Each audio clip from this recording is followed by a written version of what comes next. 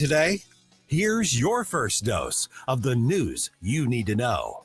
This is Mike Ferguson in the morning on NewsTalkSTL. The so-called One Big Beautiful Bill is about taxes and about spending and, frankly, some other stuff, good and bad, that's all in the mix. But what does it have to do with your Second Amendment rights? You would think nothing because it's a taxing and a spending bill, but there actually is a Second Amendment aspect of this, so we're going to tell you about that at 7:35. Hey, good morning.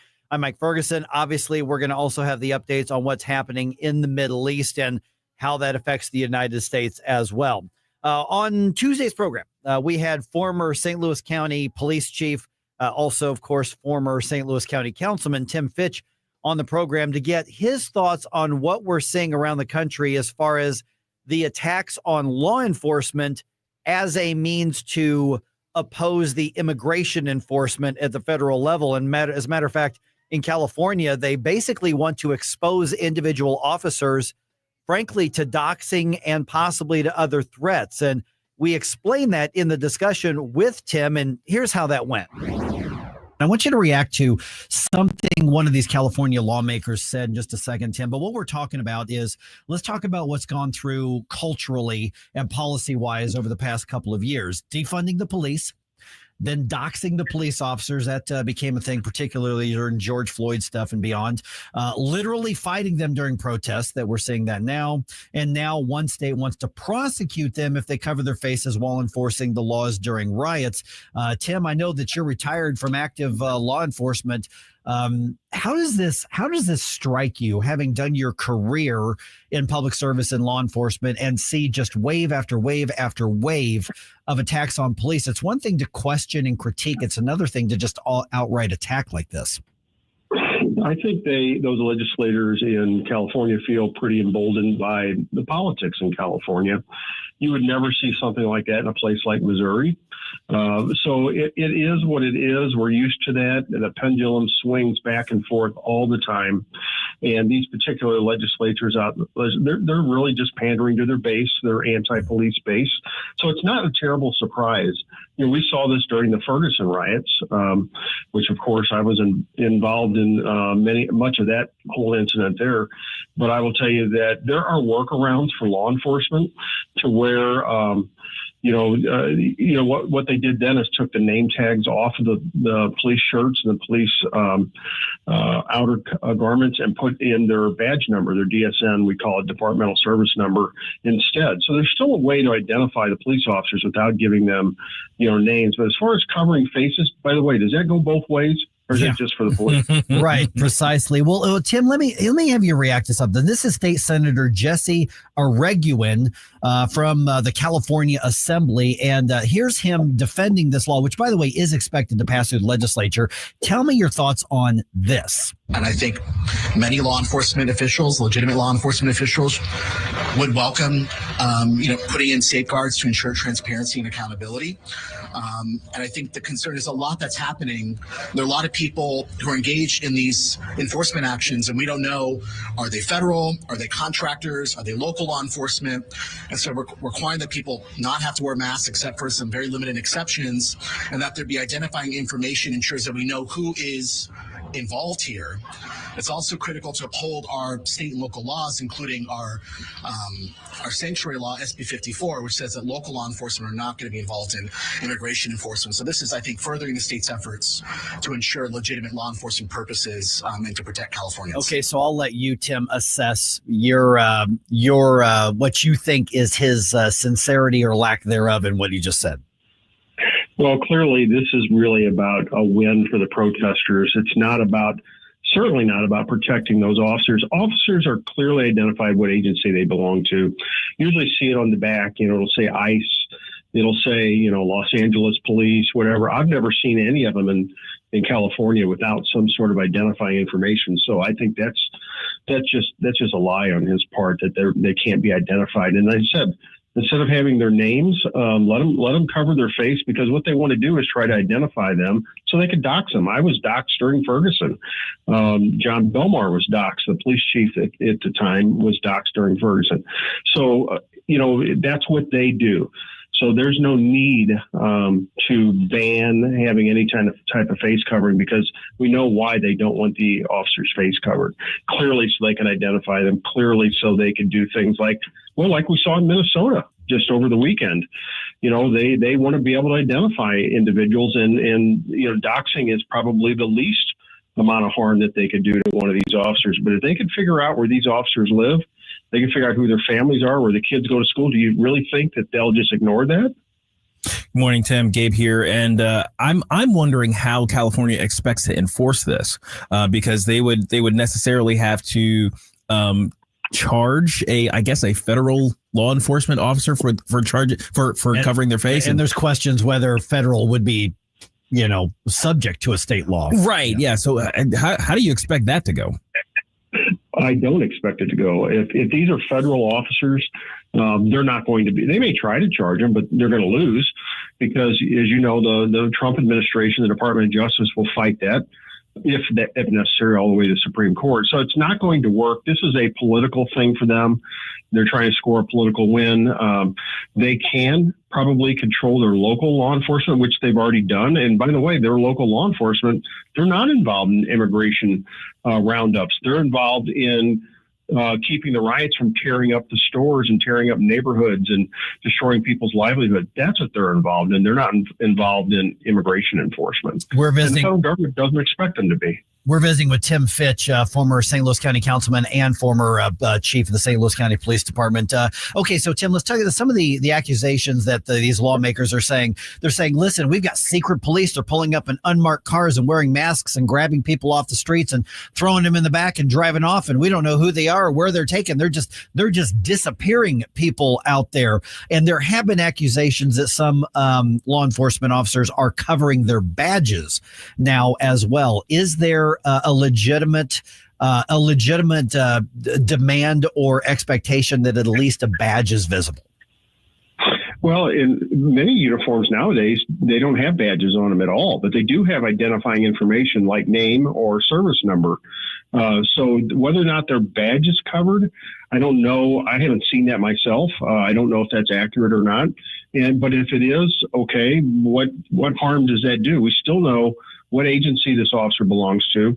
And in most cases, I would assume that there is still a way to identify them through either a number on their chest, a badge number on their chest. I'm not talking about the badge. I'm talking about a number printed on their chest.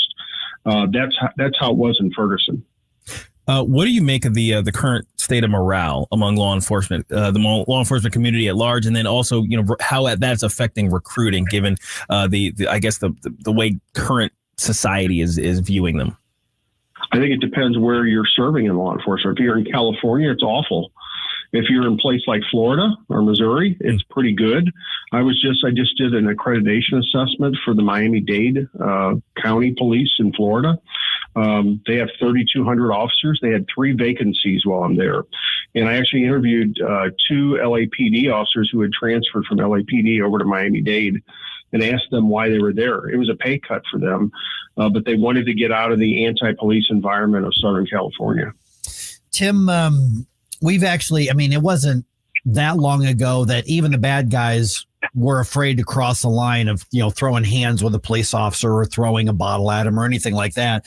Now we've got a member of Congress who's now facing charges for throwing an elbow, police officers. And it's now, I want to get on TV. I want to get on social media doing this. And so this shows a massive shift, not in just what's acceptable, but also, what tries to make somebody a martyr, at least politically. When this case, you're thinking about Congresswoman LaMonica McIver, I think is how you pronounce her name. She's the New Jersey Congress critter who, decided to get pushy with a bunch of law enforcement outside of the ICE detention center. So we're seeing a massive shift as what's acceptable and what's being promoted.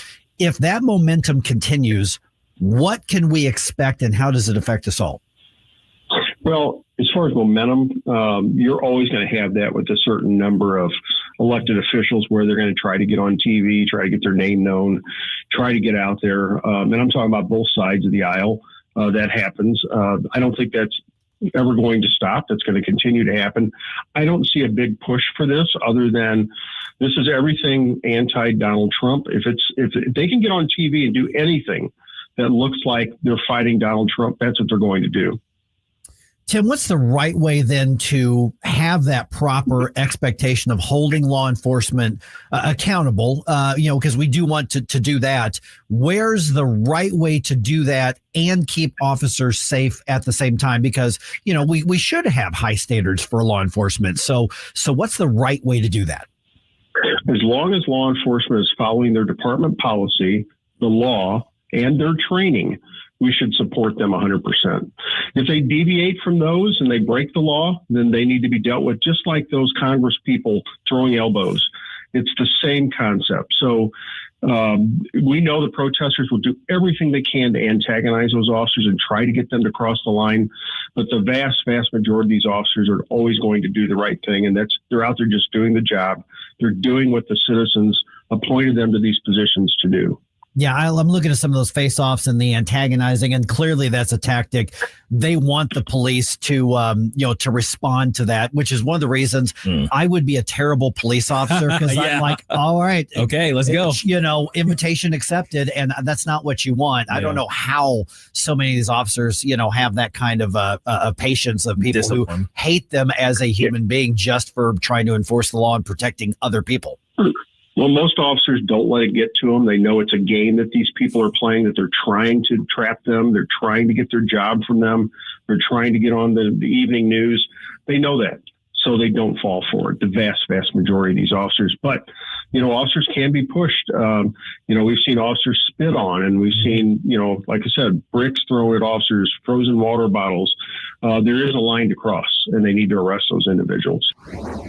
All right, 314-912-1019. Of course, with the national news coming up here in just about 12 minutes, we do have the updates for you on what's happening in the Middle East, in addition to a new feature that's going to be available in the 911 service for part of the St. Louis area. We'll tell you about that as well right here on 101.9 and 94.1 News Talk STL.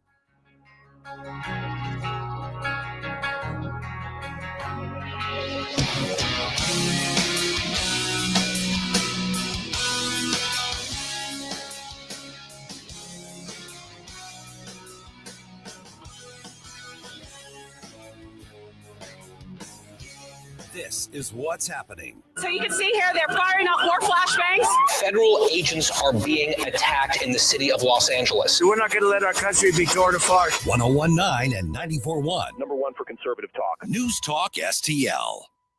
News Talk STL is proud to have Doug Voss of Safe Bunny Radio as part of our lineup each week. Doug has been a staple on the St. Louis radio airways for many years as one of the leading financial experts in the area. You can now hear Doug and Safe Bunny Radio every weekend on News Talk STL. But in case you miss anything, you can check it all out at DougVossSafeBunnyRadio.com. What else do our listeners need to know, Doug? Simply put, I focus on helping pre-retirees and retirees build, preserve, and protect retirement assets, and I've been helping my clients solve their insurance and financial needs for the past 33 years. I also strive to educate my clients on how to prepare for retirement, minimize the impact of market volatility on their assets, and deal with the challenges of increased longevity. Call me today at 844-676-SAFE. That's 844-676-7233. Doug Voss is a registered representative. Securities offered through DHL Securities, LLLP. Member FINRA and SIPC.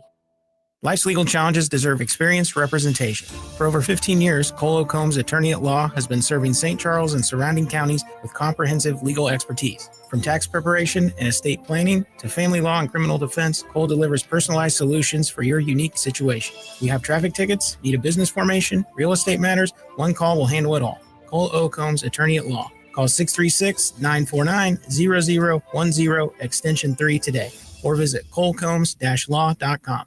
Are you sitting on hidden treasure? Manchester Coin and Jewelry wants to turn your valuables into cash. We're Missouri's premier gold buyers and jewelry specialists with years of expertise. We offer top dollar for your coins, antiques, precious metals, and collectibles. From gold and silver to clocks and jewelry, we buy it all. Don't let your treasures collect dust. Let Manchester Coin and Jewelry give you the best value. Visit online at buyingvaluables.net or come see him today at 141 in Manchester and tell him NewsTalk STL sent you.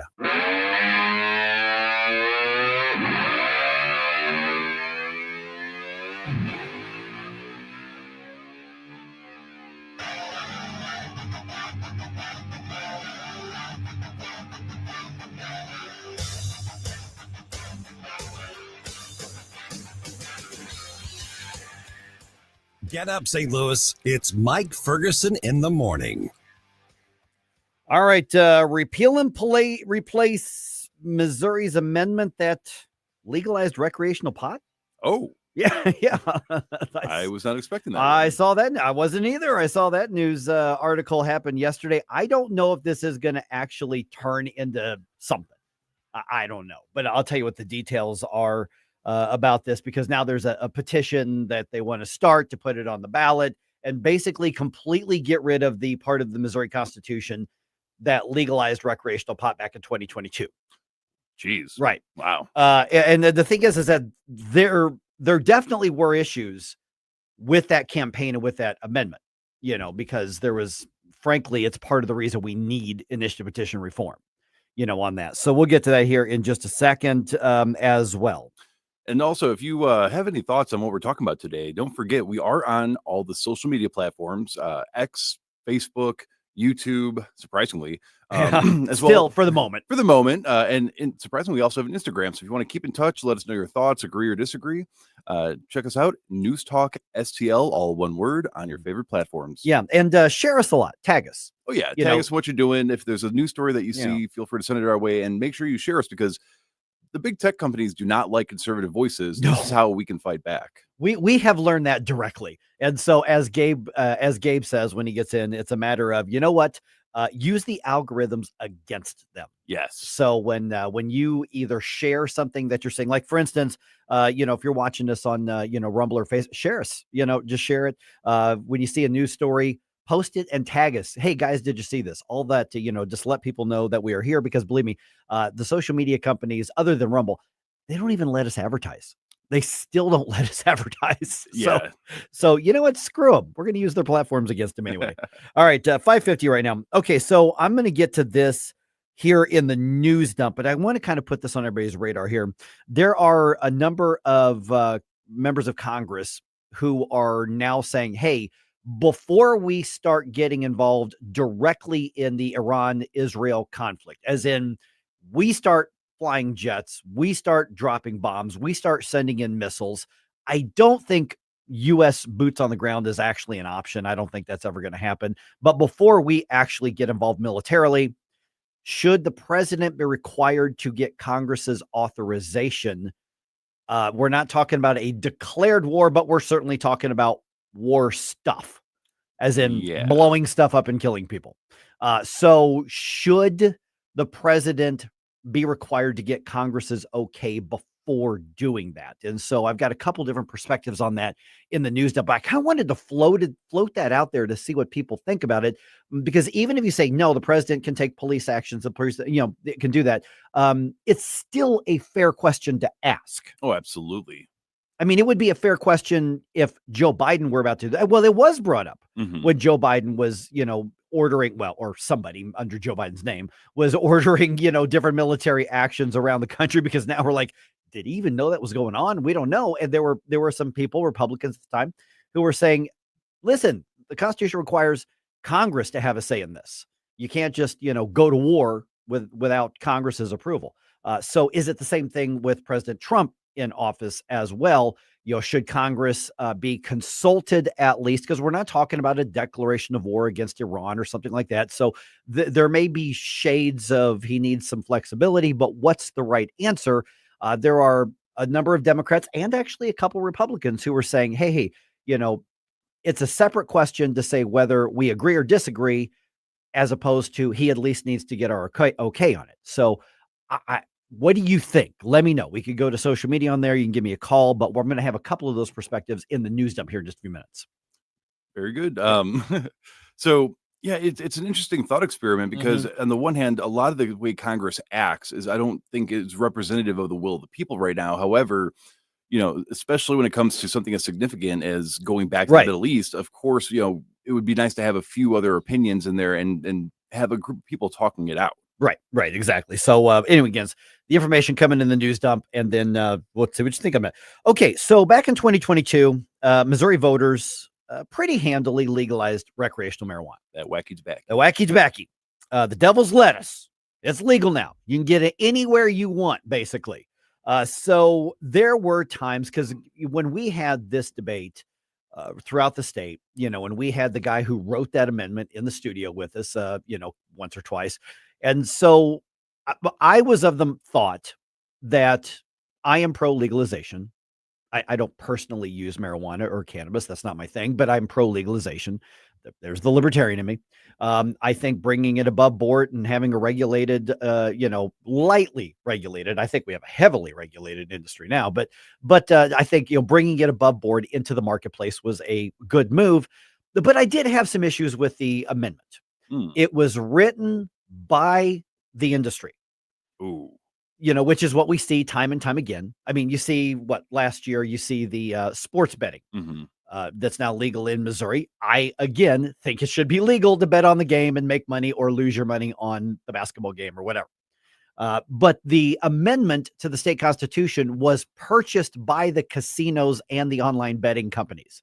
They wrote, funded the campaign, and bought their own constitutional amendment. See, I did not know that part yes, of that. because we voted narrowly to approve what they wrote themselves. Well, that's what happened with the marijuana industry. They wrote it. They campaigned for it. And we essentially decided, do we want the industry itself to write the rules for itself, as opposed to the legislature doing that? I have an issue with that. That's why we need initiative petition reform. Now, listen, you can still go get the signatures and write your own proposal and all that sort of thing, but it shouldn't be so easy to do that, because basically right now, based on the campaign dynamics and the election dynamics in Missouri, you essentially know how much it costs to get yourself an amendment. So you look at the return on investment. It's going to cost 10, 20, 30, whatever millions of dollars it is. But if we spend this, then we can write the rules, and then that gives us the environment to make, a crap ton of money.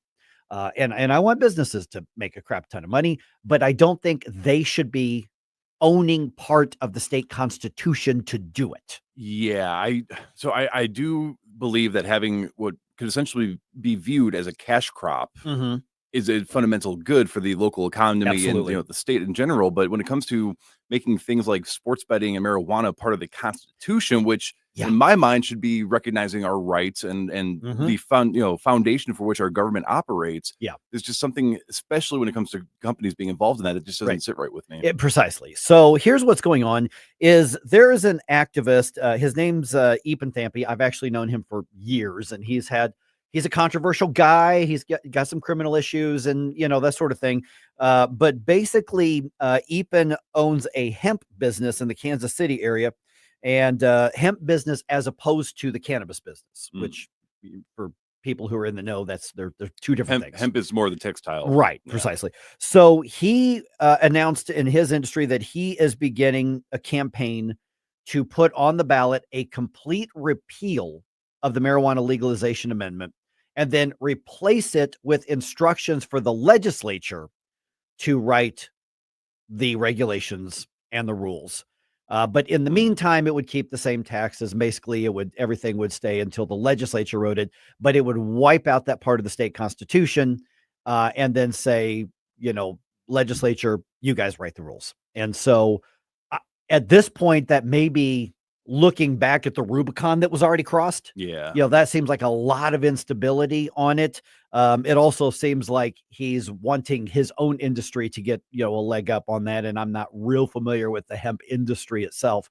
But that effort is going to be in place, whether or not Epan has the resources to pull that off, to get the signatures, much less to get a campaign. I don't know. But I think it's an interesting thing that he's bringing up. But my question is, was the right time to address this and fix this in 2022? So now we're talking about, in his world, best case scenario, trying to deal with it 4 years later after the industry has already become normal in Missouri. So I don't know. It's an odd thing. I'll be a little surprised if he's successful.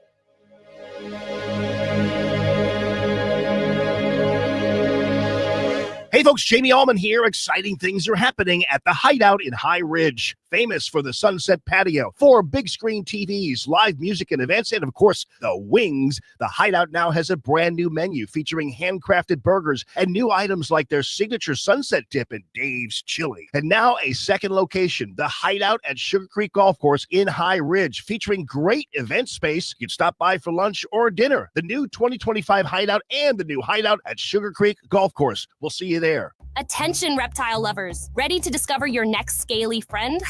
Welcome to the Show Me Reptile Shop, your ultimate destination for fascinating reptiles and exotic pets, with 3 convenient locations in Troy, St. Peters, and Springfield. We have an amazing selection of snakes, lizards, turtles, and more. Whether you're a seasoned herpetologist or a curious beginner, we've got the perfect pet waiting for you.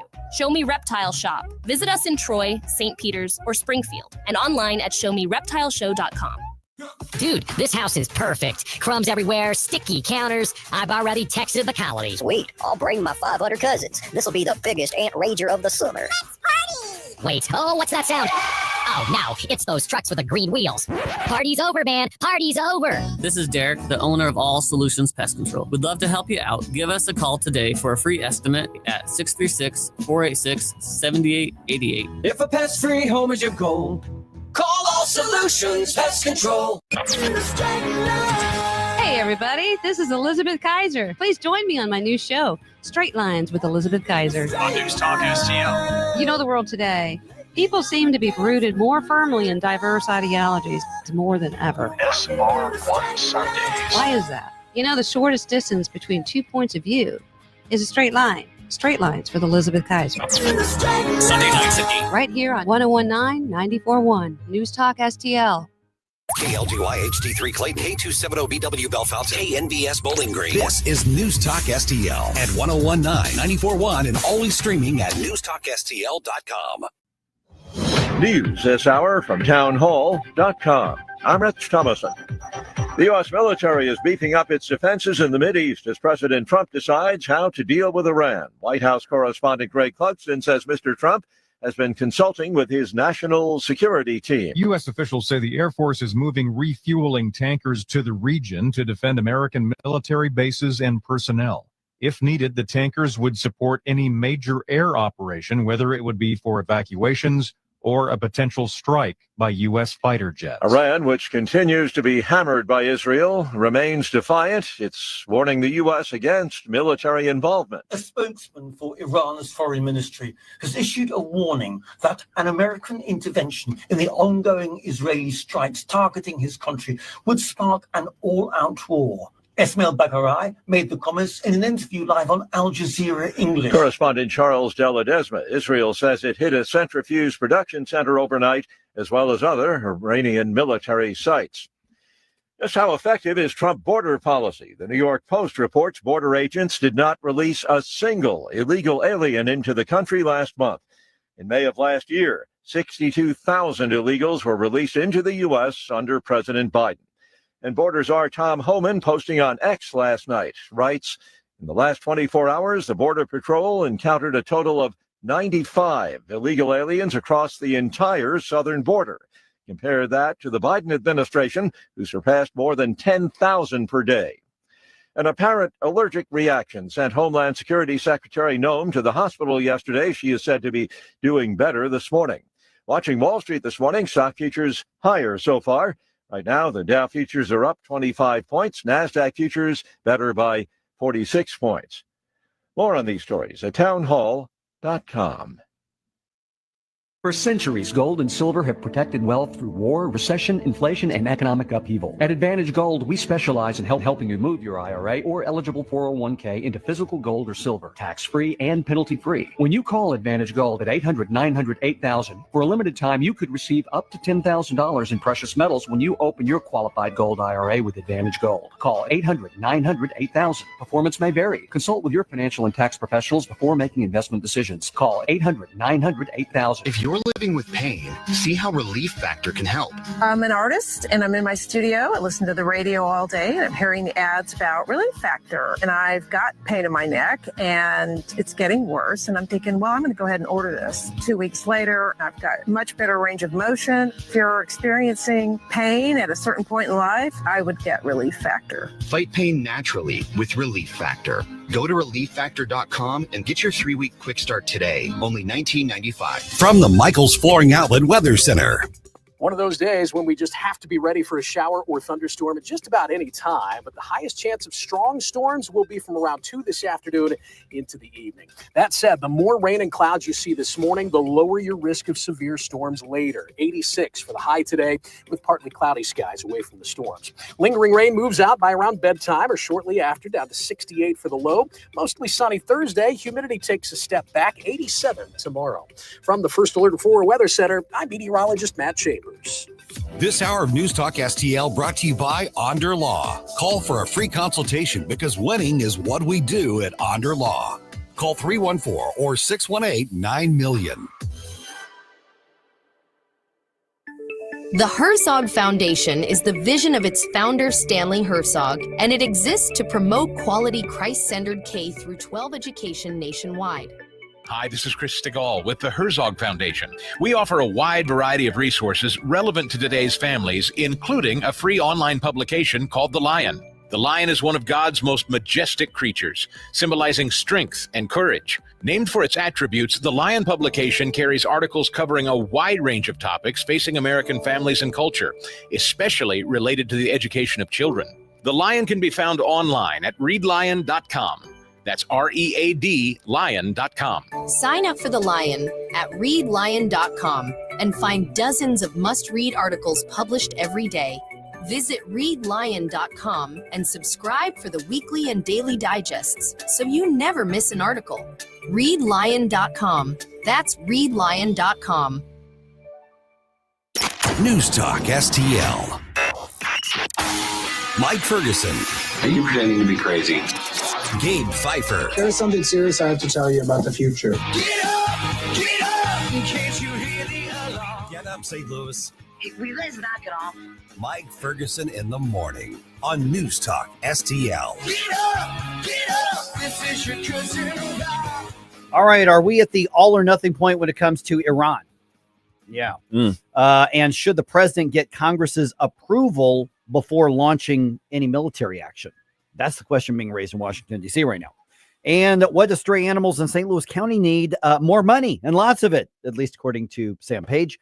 And then the Cardinals are trying to build some momentum in Chicago. It is 6:05. Let's get started with that news dump. Wake up, America. It all worked out. You know, I mean, they got all the news. The morning news dump. All right. President Trump steps up his rhetoric against Iran now that a diplomatic solution seems to be off the table. Here's the story. For the past couple of months, the president held out hope that negotiations with Iran would lead to a deal on its nuclear program. But now he supports Israel's military strikes against Iran and is calling for the country's unconditional surrender. In several social media posts, he boasted that we now control Iranian airspace, claimed we know the location of Iran's supreme leader, and warned the U.S. would come down hard on anyone who targets American troops. Greg Clugston, the White House. Okay, so it remains to be seen, guys, obviously, whether or not the U.S. will get directly involved. We're clearly indirectly involved right now, but directly involved. And so that's got a number of Democrats, and to be fair, a few Republicans, asking the question as to whether or not the president would need to get Congress's authorization to use military action. For instance, here is Democratic Senator Tim Kaine talking about this. I believe this was on the Senate floor. The Senate is required to take this matter up for an up or down floor vote about whether or not war should happen without a vote of Congress. Okay, so the senator went on to say, and I'm quoting him now, these are his words. He said that it is, and I'm quoting, not in our national security interest to get into a war with Iran unless that war is absolutely necessary to defend the United States. Now, on the Republican side of this, North Carolina Congressman Pat Harrigan was on Fox News Channel's Fox News at Night. He's one of the Republicans who disagrees with the Democrats and a couple of his colleagues regarding war authorization. We should not be handcuffing President Trump and taking options off the table from him in the eyes of our adversaries. That is the worst thing that we could do right now when actually trying to achieve a diplomatic solution. Okay, so we're not talking about, Gabe, we're not talking about a declaration of war. We're not actually talking about an official, formal, recognized this is war, but blowing up stuff and killing people is warlike stuff. So should the president get the authorization from Congress? This question has been in existence basically since the founding. Yeah. As best I can tell, because the U.S. has engaged in various police actions around the world, particularly the use of our air power is one of those things that seems to, at least in the since, basically World War II, since post World War II era, the president has been given wide latitude to conduct very limited strikes in places because there isn't a specific declaration of war between nations. So I don't know. It's a weird gray area in terms of constitutional power. So I'm wondering how that needs to be settled. Yeah. And what you just said is the key there. Very limited actions. Right. And ideally, I think it's a good policy approach to have Congress and the president on the same page. Oh, sure. Absolutely on the same page. Now, does that mean that Congress needs to say yes or no, thumbs up or thumbs down to every single thing the president does? Well, no. But when it comes to something like this, that is a military action, any direct strikes, we're talking jets, we're talking missiles, we're talking bombs, should we at least make sure that the other major branch of government is okay with this? Right. Yeah. That's it. At the very least, it's a fair question. Absolutely. And fair. some of the Republicans, like for instance, Thomas Massey is among those, and obviously Thomas Massey is a big Donald Trump critic, but I think in this case, I think it's a fair question to ask, so if you got some thoughts on that, let me know. The reality is that we asked the same question when Joe Biden or somebody in his name was ordering military stuff to happen around the world as well. So I think it's only fair we ask the same question now. Absolutely. I mean, if we're executing, let's say, drone strikes in Syria, you know what I mean? It's like that has happened. We've bombed people in Libya, and like there were no declarations of war in those instances, but there were U.S. interests that were served by the limited military action. So that question, it's one of those really interesting ones to me because there doesn't seem to be a clear-cut constitutional answer on it. On the limited stuff. On the limited. Yeah. Congress declares war. Yes, that's what the Constitution says. The war power, the ability to declare war is exclusively in Congress. Yeah. But then, what's the definition of war?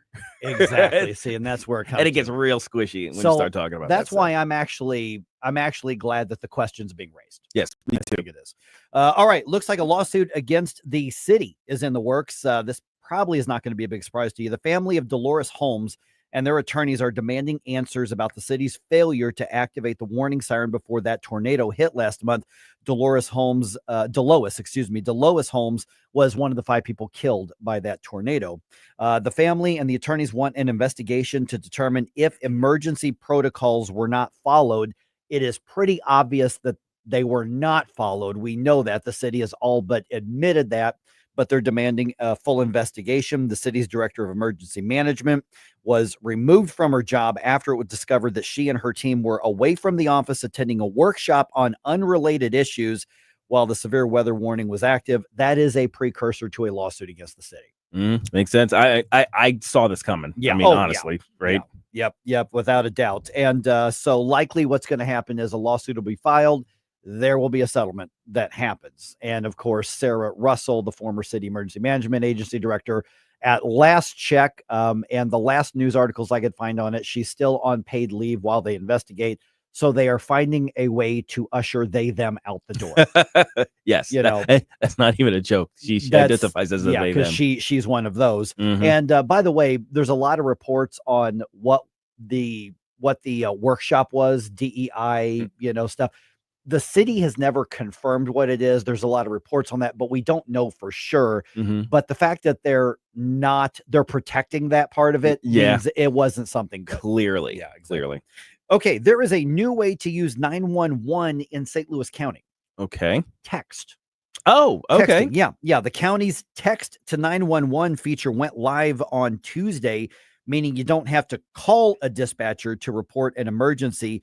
KMOV's Taylor Holt explains a couple of reasons why officials wanted to add that feature. Now, emergency officials say the texting option makes their service available when it's not safe to make a voice call or for those who are deaf or have trouble hearing. The service, though, will just be another option and not the preferred way to get emergency help. Okay, so the text to 911 option is already available in St. Charles, Jefferson, and Warren counties on the Missouri side of the News Talk STL area. The feature is mandated statewide in Illinois. Yeah, I was gonna say, it's like, shouldn't this have been kind of a like when we got text back in the days where you had to do it by flip phone? Yeah, shouldn't we have had a 911 option to be a text that way? Yeah, but I guess finally catching up to the late 20th century, something like that. All right, the Trump administration reverses course and allows the search for illegal aliens on farms, in hotels, and in restaurants to resume. Yeah. Last week, the president ordered immigration enforcement to exempt those businesses from searches and raids. Congressman Bob Onder agrees with the decision to keep the enforcement the same for everybody. There is no reason whatsoever to coddle businesses whose model is breaking our law and exploiting cheap illegal alien labor. It's immoral, it's illegal, and it's an insult to the law-abiding businesses, taxpayers, and legal immigrants who bear the burden of their crimes. I'm glad to see the Trump America First immigration policy back on track. Okay, so I'm going to have the congressman's full statement, which, by the way, is exclusive to News Talk STL at 7:05. So we can talk about it in more depth there. All right, the Cardinals get their series with the White Sox off to a good start with a 12-2 win in Chicago. Alec Burleson and Victor Scott II both had home runs. The same two teams play again this afternoon at 6:40. Sonny Gray gets the start for the Redbirds for this one. And it is official. There is another Cardinals Hall of Famer. Yeah, buddy. It is the Redbird himself, Fred Bird. Fred Bird has been inducted into the Philadelphia-based National Mascot Hall of Fame. All right. That's right. He is in the 5 critter class of 2025, which those were chosen from 28 mascot nominees. Fred Bird became the Cardinals mascot in 1979, and he is the 9th MLB mascot to be picked for the Hall of Fame honors. I have had enough of this. Turn my eyes to your indifference. Well, there you go again, listening to Mike Ferguson in the morning on News Talk STL. Get up, can't you hear the alarm? Hi, I'm Helene Tobler, culinary nutritionist at Body of Health Direct Primary Care. Here we do practical wellness. Dr. Randy and I have a common sense approach to healthcare. My passion is helping our members enjoy better nutrition because food is medicine. We approach problems with a lifestyle foundation and cutting-edge medical tool chest. At Body of Health, it's about being your healthiest you. If you want to experience healthcare the way it ought to be, schedule a discovery call today at bodyofhealth.com. That's bodyofhealth.com. Need help navigating Medicare? The Westhoff Agency is here to assist. Hi, I'm Debbie Westhoff with Westhoff Agency. We have helped hundreds of people just like you navigate Medicare options. Our team of experts makes the process simple and stress-free. Let me, Debbie Westhoff, be your personal Medicare guide, walking you through each choice to find the coverage that truly fits. Visit westhoffagency.com for more information. That's westhoffagency.com. Westhoff Agency is your trusted Medicare partner. No pain, don't Rhino, go Rhino Shield. Never paint your house again. Rhino Shield. Never paint again with Rhino Shield. Listen to what a couple of happy customers have to say. My family's business is over 10,000 square feet, and it did not have the curb appeal I wanted. Our building was really faded. You came out, you gave me all of these options that would fit my building. I don't want to have to paint my building again. 25 years is a long time to not have to worry about the outside maintenance of your building as far as paint. That's a no-brainer. That's why Rhino Shield worked for me. What a wonderful job they did. It's beautiful. They were very thoughtful, kind, considerate guys. Appreciate all the work that these two young men did. Call Rhino Shield, 877-25-RHINO, 877-25-RHINO, or 877-25rhino.com. See what we did there? Genius. Tell them, ladies. No pain, don't Rhino, go Rhino Shield. Never paint your house again. Rhino Shield. This hour of Mike Ferguson in the Morning is brought to you by Stifel. Request a portfolio review from your Stifel financial advisor at stifel.com. That's STIFEL.com.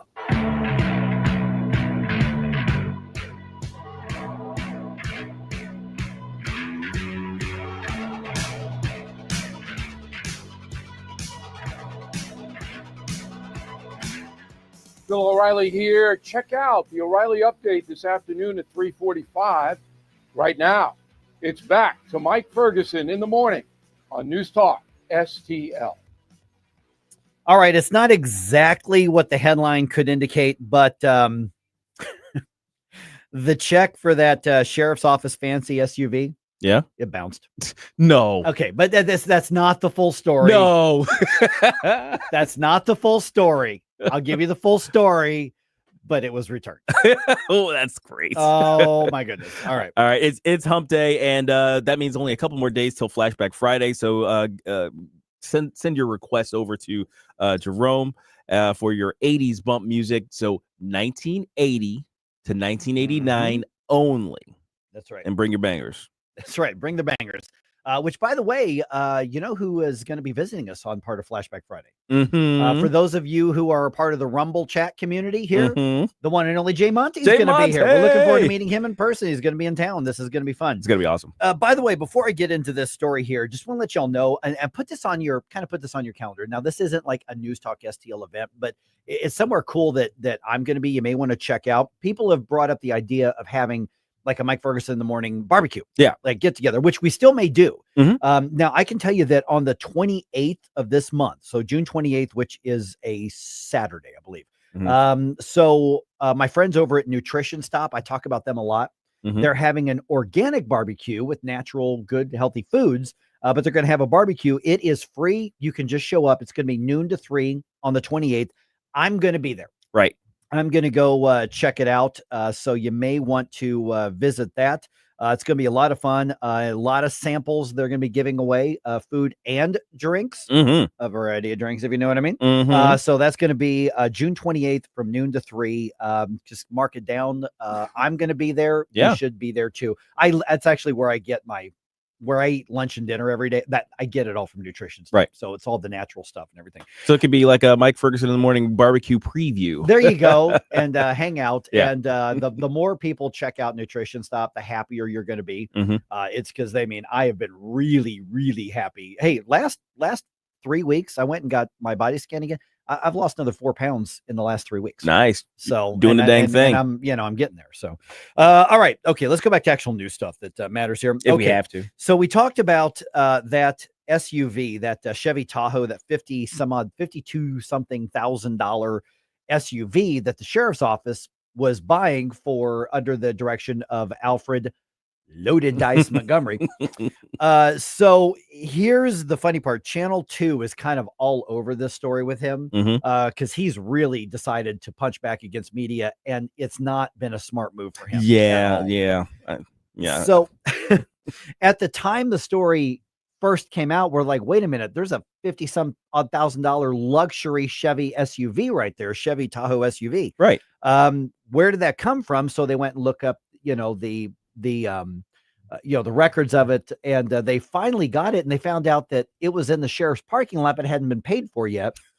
So there were no records of it being paid for. The purchase had happened, right? But he was asking for more money, saying his office didn't have enough funds, and he goes and buys a $50,000 SUV that was equipped with law enforcement stuff. And so it turns out that the office cut the check and it bounced. It was returned. So wait, so did he steal that SUV? No, he didn't steal it. He didn't steal it. I gotta ask. Right. This is Loaded Dice Montgomery. That's here right. Loaded Loaded Dice. Okay, so what happened is because he didn't go through the proper procedure, there's like a 2-person or 2-department authorization that's required, and the bank didn't have it. Because it was a check from the city, they didn't have permission to cash the check.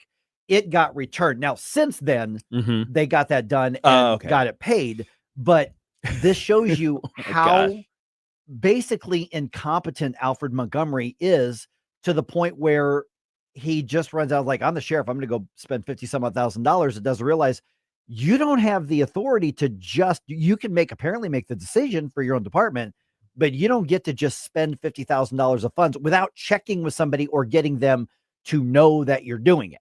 Again, we're talking about, and while this is a law enforcement office, his position is generally speaking a logistical sort of, position. So if you are to be an administrator, you should probably know that there are processes for things, particularly for spending money. So why on earth would you just jump in and say, you know what, I'm going to, you know what I mean? It's like, did he go down the hall and like take the checkbook out of the safe and just said, I'm just going to write the this little inside. blue vinyl checkbook, the little blue flip vinyl, up. Exactly. And I'll explain what that is at some point to you, Jerome. You probably don't know what that is. He probably didn't even record it in the ledger. No, that's right. Jerome's like, what are you talking about? You guys. Oh my goodness. Paper? What? That's right. But yeah, it seems like he's just acting as though he has become, I don't know, king of this little fiefdom in the government, so he could do anything he wants within, the reach of his hands. Right. And the thing is, the sheriff's office, as we've explained, essentially is a marshal's and security office. They actually, while they are fully the deputies, and I don't want, what I feel bad about is that the deputies are legitimate, law enforcement. They have to have their certifications, they're armed, everything that goes with it, but they are not patrolling investigatory law enforcement. Right. They have a very narrow scope of work that they do. And the sheriff's deputies who work hard, serve a good, important function in the city, are now basically covered with the stink of the crap from their boss. Yeah, seriously. I mean, it's on them. It's sticky like that. And, this is a guy who's like, well, you're just treating me like any other black man who gets elected. And it's like, dude, what are you talking about? You're about to spend $50,000 or $52,000 of city money. They need to know that. And how weird is it that you get a bounced check from the sheriff's office? So crazy. Oh man, it's just dumb. It's just it's a cavalcade of incompetence. That's right. Oh goodness. All right. Way to go, Loaded Dice. Way to go, man. That's how you do it. He's up for election, I think, in another 3.5 years. Oh, geez. 3.5 years of this? Because he just got elected last November. That's right. Yeah. I mean, we know he's new. We can tell. Yeah. He's letting everybody know he's new. Yeah. So unless he has like a complete change of heart and mind and practice, Vernon Betts may be too old to run again. And I don't have an opinion on Vernon Betts. Vernon Betts as sheriff. That's who narrowly lost to Alfred Montgomery. Somebody. Yeah. Run. Anybody. Just, come on. We shouldn't even know what's going on in the sheriff's office. It's that small of an office. It should not be headline news, but it is, because we have incompetence and borderline corruption. Not borderline. We have corruption. Absolute corruption. By the sheriff's office. He's admitted to the things that are corrupt. He just doesn't look at them as corruption. Yeah. Oh, my goodness. All right. Coming up on 626 here. We figured this was going to happen, guys. Let me follow up on what we just talked about in that news dump article. The family of 74-year-old Delois Holmes, they've lawyered up, and they are demanding answers and an investigation into why the sirens weren't activated during the tornado last month. Now, which is just over a month ago. Was this the woman who was killed by the falling ceiling of the church? Is that the I don't know which one I think she might have been, but she's 74 years old, so I'm not going to stereotype here. But when people say we don't need sirens, we'll have our phones. Not every 74-year-old necessarily is going to walk around with a phone, which is why the sirens, I think, no matter how good our technology gets over the years, I still think there's a place for these sirens. They're still important. And of course, now we know that even though we had been alerted to the severe weather literally 2 days before, the severe weather warning was in place. The tornado warning came from, the weather officials. We now know that basically the entire on-duty city emergency management agency staff was not in their office where the actual physical button is. Yeah, they only needed one person, by the way. They needed one person there. That's it. Like they could have had their stupid DEI meeting all the same if they left the one person where they needed to be in case of an emergency. They could have had an intern there or called the fire department saying, can you have somebody standing by? There's a severe weather warning. We might have to hit this thing. Yeah, I was going to say, why didn't they just have the meeting next to the button? Right. That would have solved both problems. And the word on the street is that this was a DEI, sort of workshop that they were at. We haven't got that confirmed. Right. Yeah. Multiple reports say that. So I'm not going to say that's what it was, but that's what multiple reports say that it was. And given the they, them leading the whole department, it makes sense. It tracks. Exactly. So now the family has a lawyer.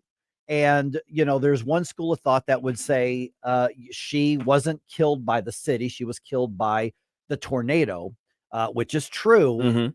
But at the same time, the city has a system in place to warn people to take shelter. They failed to do it. Right. And we know the city has acknowledged nobody was there. They were a half mile away in a different building. Even though we all had the severe warning, we knew it was we knew 2 days before it was coming, and nobody was there to react and warn everybody else. So is it the city's fault that 5 people died? Not necessarily, but did the city have a duty to do its part to warn people? Yes, and they didn't do it. I saw this lawsuit coming, particularly, and this is why I'm presuming it's the church situation, because there's a woman who, if I remember correctly, as it was reported at the time, it was an older woman who died from debris falling when a ceiling collapsed at a church building,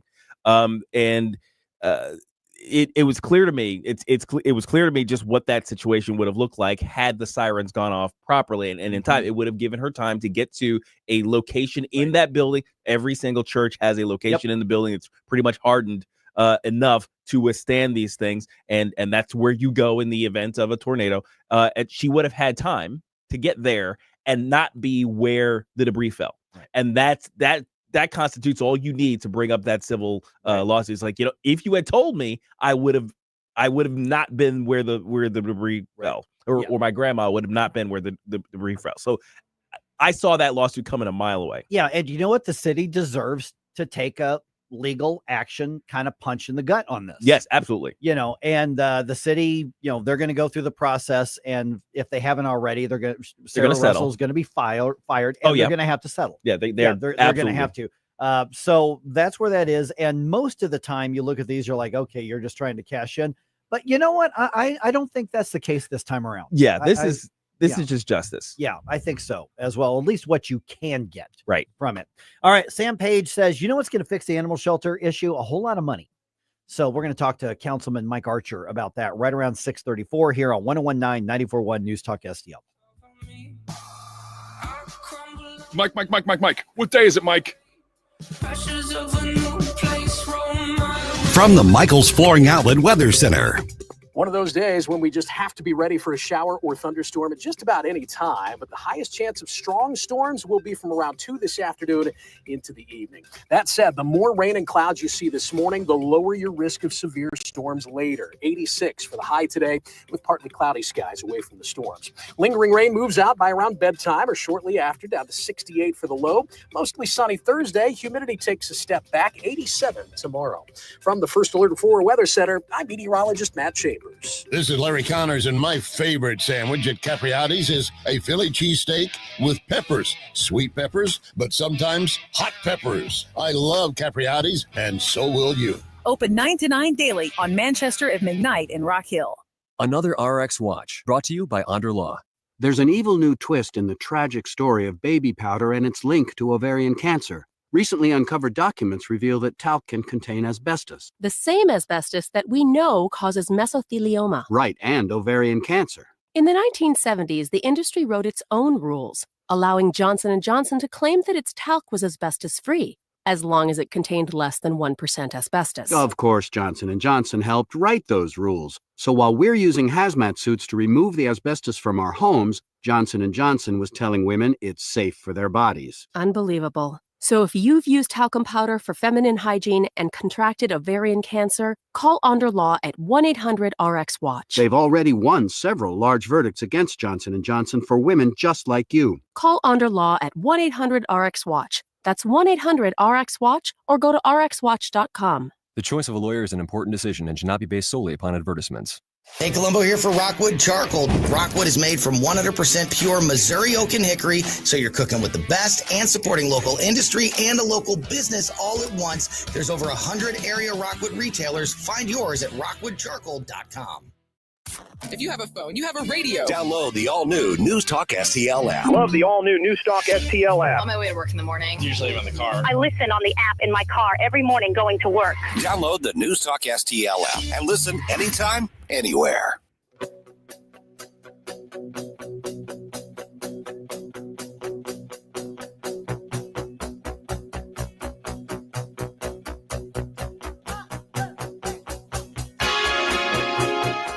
Hi, this is Susie Moore. Check out my show, Red State Radio, Sunday afternoon at 4, right here on NewsTalkSTL. Now it's back to Mike Ferguson in the morning.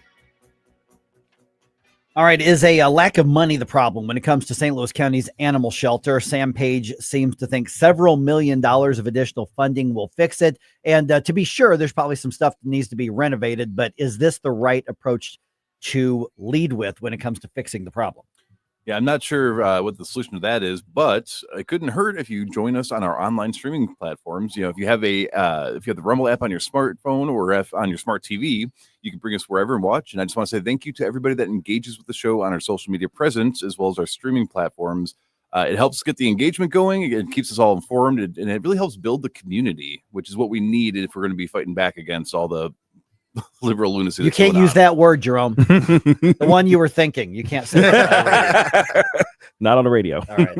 6:34 right now. Sam Page wants to dip into the Rams money for the governmental mess that is the county animal shelter. We're now joined by County Councilman Mike Archer. Mike, appreciate you being on the show here. So let me go through some of the basics here just for everybody, and then I want to get your take on this. So this is actually the second request for Ram settlement money for the shelter, as I understand it. Sam Page, I don't know, earlier this month, a couple weeks ago, asked for $3 million out of the county's portion of the settlement money to address some of the issues, physical issues in the state or in the shelter in Olivet.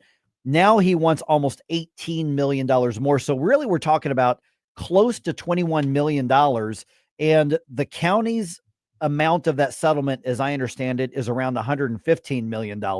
So he basically wants to take, roughly 18% of all of that and put it towards the animal shelter, which is something they could start on reconstructing, renovating and construction next year. So this isn't an immediate solution. I'm sure there's some stuff that needs to be renovated and purchased and that sort of thing. But this is what Sam Page seems to be leading with. Is this going to actually solve the problem from the governmental administrative perspective? Oh, no, not at all. And I think the timing is interesting because before we had the hearing on Thursday, Sam Page was at $3 million. We had the hearing and we all thought it went really well, and evidently Sam Page did. So he doubled down and gave $18 million the next morning.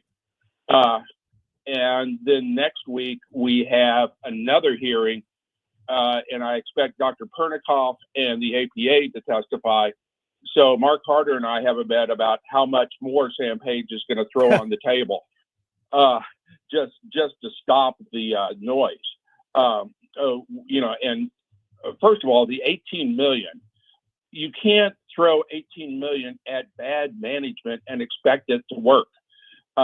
There's been a high turnover. They've hired somebody as a population manager that came straight from Edward Jones. He has no shelter experience.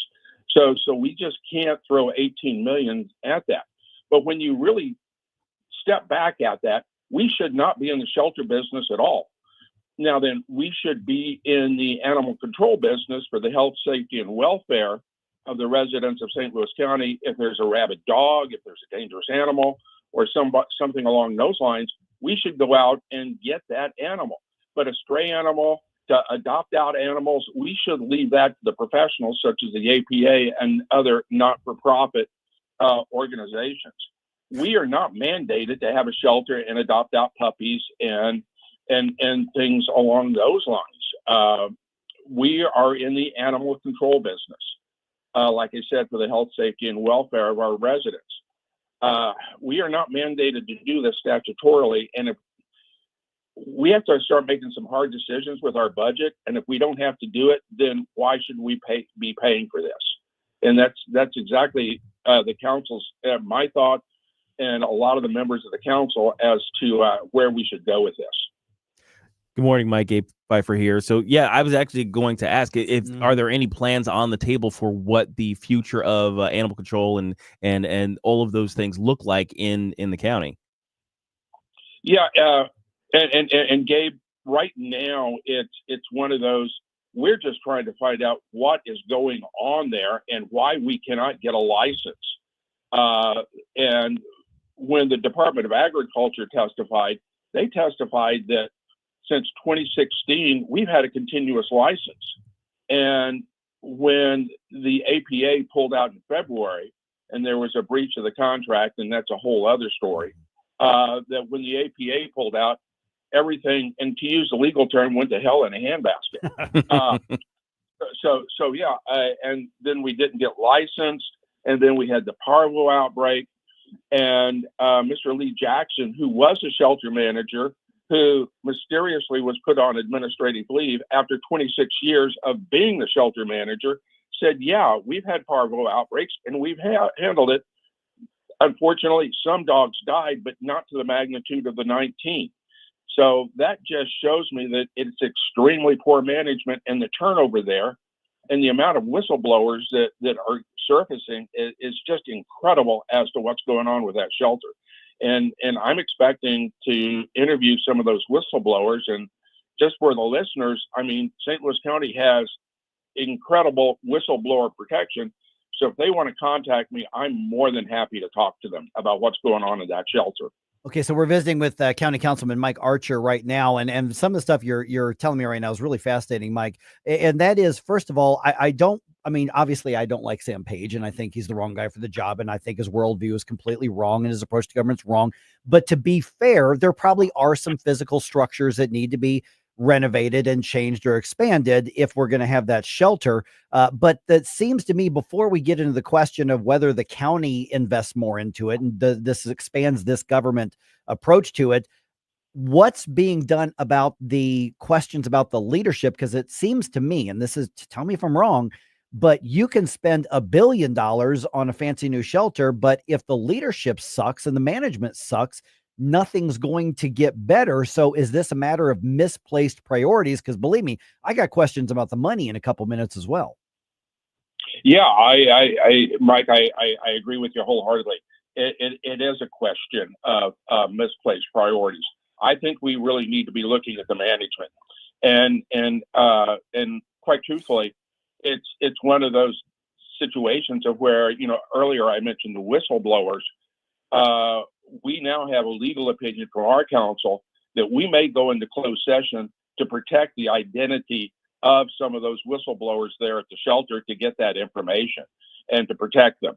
So you are spot on with the mismanagement, and $1 billion wouldn't cure those management issues, because just like with Rebecca Rainwater, they said there was a mysterious letter from the Department of Agriculture complaining about her.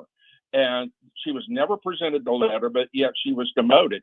And when we talked with Department of Agriculture later, I called them. I said, hey, can you get me a copy of the letter? And they said, it doesn't exist. And I'm like, okay, fine. And so that's the sort of shenanigans that's going on there. And we need to get to the bottom of it. Yeah, can I just point out that this is what you're dealing with, Mike, and as far as needing to go into closed door session to protect whistleblowers, we're talking about the building that is supposed to help protect puppies and kittens, and it sounds like there's almost this mob-like we got to protect people thing. That's when you know things have gone way off track, if it's getting to this level of we've got to protect people from the cabal at the animal shelter. I mean, what in the world? Yeah. You know, and they were kind of laughing. You know, Mark Carter and I were. Mark Carter said, "Well, you've got experience with this because when I was in the prosecuting attorney's office, I did some serious gang prosecutions where we got witnesses in and out of the courthouse, surreptitiously. Obviously, they had to testify, but, getting people in and out, and witness protection programs and things like that. And I'm like, I never thought I'd be doing this with the county council, but here I am. Yeah, exactly. So, yeah. Okay, so let me ask you about the money on this. I mean, the Ram settlement money. I mean, obviously there's all kinds of debates on what to do with that kind of money. The county is still, as I understand it, running a budget deficit. So there's questions what to do with that money. Personally, I think it's a bad idea to take settlement money and use it for one-time overspending by the county. But when you have that amount of money, you're tempted to dip into it for to fix temporary situations. So tell me about how that money should be approached, whether it's the animal shelter or not. And for whatever it's worth, Mike, I completely agree with you. I think the county should get out of that and leave it to the nonprofits who know what they're doing, because they're more frankly accountable if you've got a contract with them on that. So I like that you and Mark Harder both seem to take that approach. But in the meantime, $115 worth of Ram settlement money. Could that be a temptation to essentially subsidize bad government decisions? Because, hey, you know what? We're not taxing people for it. Just go grab it out of the fund, because that money should be used in ways that have longer term effects. Oh, I agree with you completely, Mike. And in terms of specific projects, I think it should be used as an investment around St. Louis County. The day-to-day operations, again, once it's gone, it's gone. And the whole thing about using, over 20%. Well, Gabe is a rocket scientist. I can't do that. It's all right. But anyway, using that $21 million, well over 20% of that, it just doesn't make any sense. And like you said, this is a one-shot deal. And we need to use it for investments. Now, then, in terms of what to use it for, I haven't gone that far with that analysis. But again, I think that should be the criteria, that it's a one-term deal, excuse me, and we're never going to see that money again. So we need to invest it and make sure that we get a good return on our investment. I'm not talking about, savings, stock market, whatever. I'm talking about the infrastructure or something along those lines that we can see the benefits in terms of businesses, in terms of, helping the citizens of St. Louis County. So, I can't really say where I think that should be used, but you're right. It's a one-term shot. Maybe keep us from all falling into a sinkhole. Yeah. Like that would be helpful too. Yeah, exactly. All right. And go ahead. Oh, I was going to say, but we got another hearing you just mentioned coming up. What's the status of that? Well, the status of that is that we've got Dr. Pernikoff, and it looks like that Dr. Pernikoff was thrown under the bus, and then he, quote, resigned, end quote, after that situation.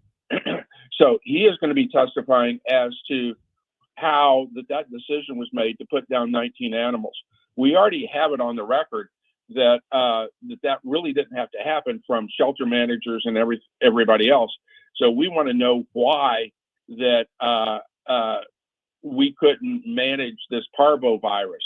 We're going to have the APA also testify as to the next hearing. So that's going to be on Thursday. On Friday morning, Mark Harder and I have a bet that it probably is going to go up to like 25 million. So whoever wins the bet gets a free sandwich at Potbelly Subs. So, there yeah. you go. Right. So that's what we got going. Okay.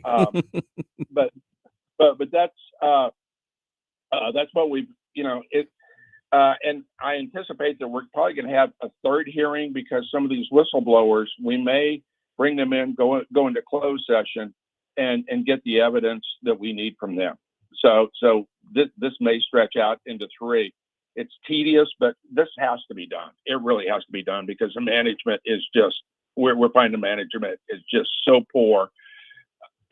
It's just incredible. It really is. Yeah. All right. Mike Archer, St. Louis County Councilman, glad that you're staying on this, because it actually is. I agree. It has to be done.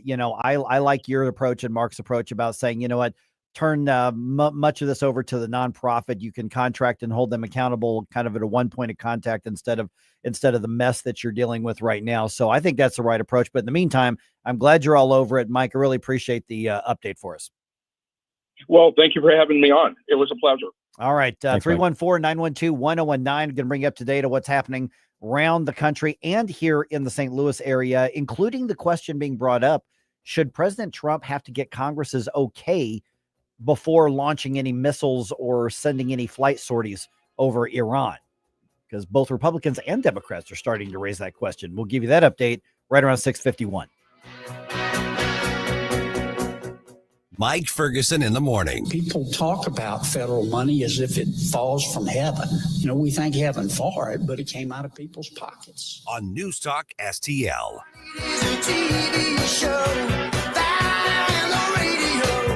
Thanks for taking my call. News, analysis, opinion. Radio news junkie. Love every bit about it. News Talk STL.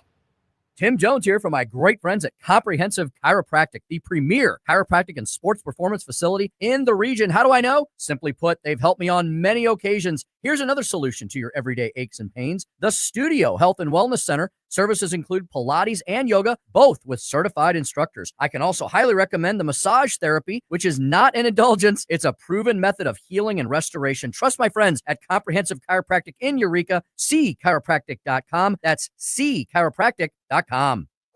Looking for an underwater adventure or a scaly new friend? Dive into Tropical World Pets on Watson Road. For 32 years, this family-owned wonderland has been St. Louis's go-to destination for all things aquatic and reptilian. With over 7,000 square feet of aquariums, we're home to the area's largest selection of freshwater fish, including rare cichlids you won't find anywhere else. But that's not all. We've got tarantulas, snakes, and lizards galore. Tropical World Pets, 314-849-4020, or visit twpstl.com.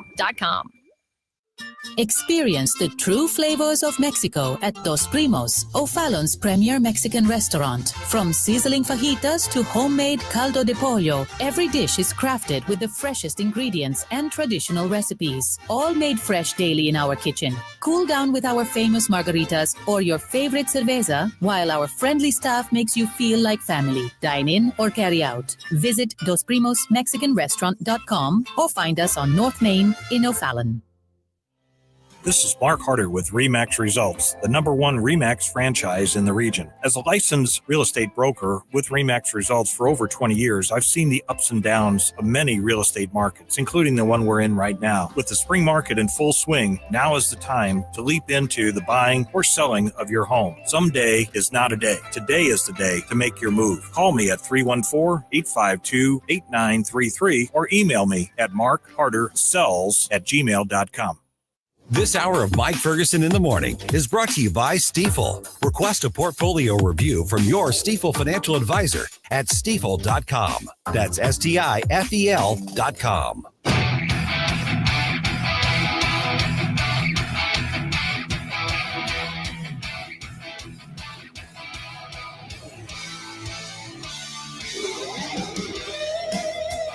Good morning, St. Louis. Hey, it's Vince from The Vince Show right here on News Talk STL every weeknight at 8. Right now, it's back to Mike Ferguson on 101.9 and 94.1 News Talk STL. All right. Should President Trump have to get Congress's approval before launching a military action in Iran? We'll talk about who's raising that question. Also, the Cardinals trying to build some momentum in Chicago. It is 6:51. Let's dump some news on you. The Morning News Dump. Are you joking? Is this a joke? Listen, folks. The Morning News Dump.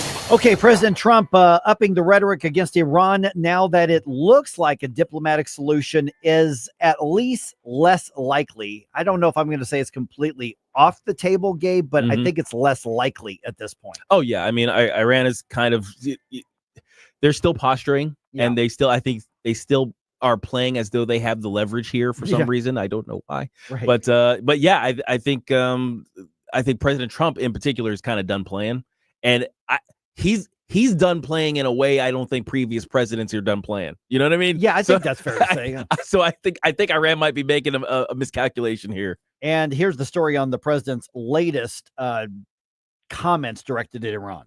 For the past couple of months, the president held out hope that negotiations with Iran would lead to a deal on its nuclear program. But now he supports Israel's military strikes against Iran and is calling for the country's unconditional surrender.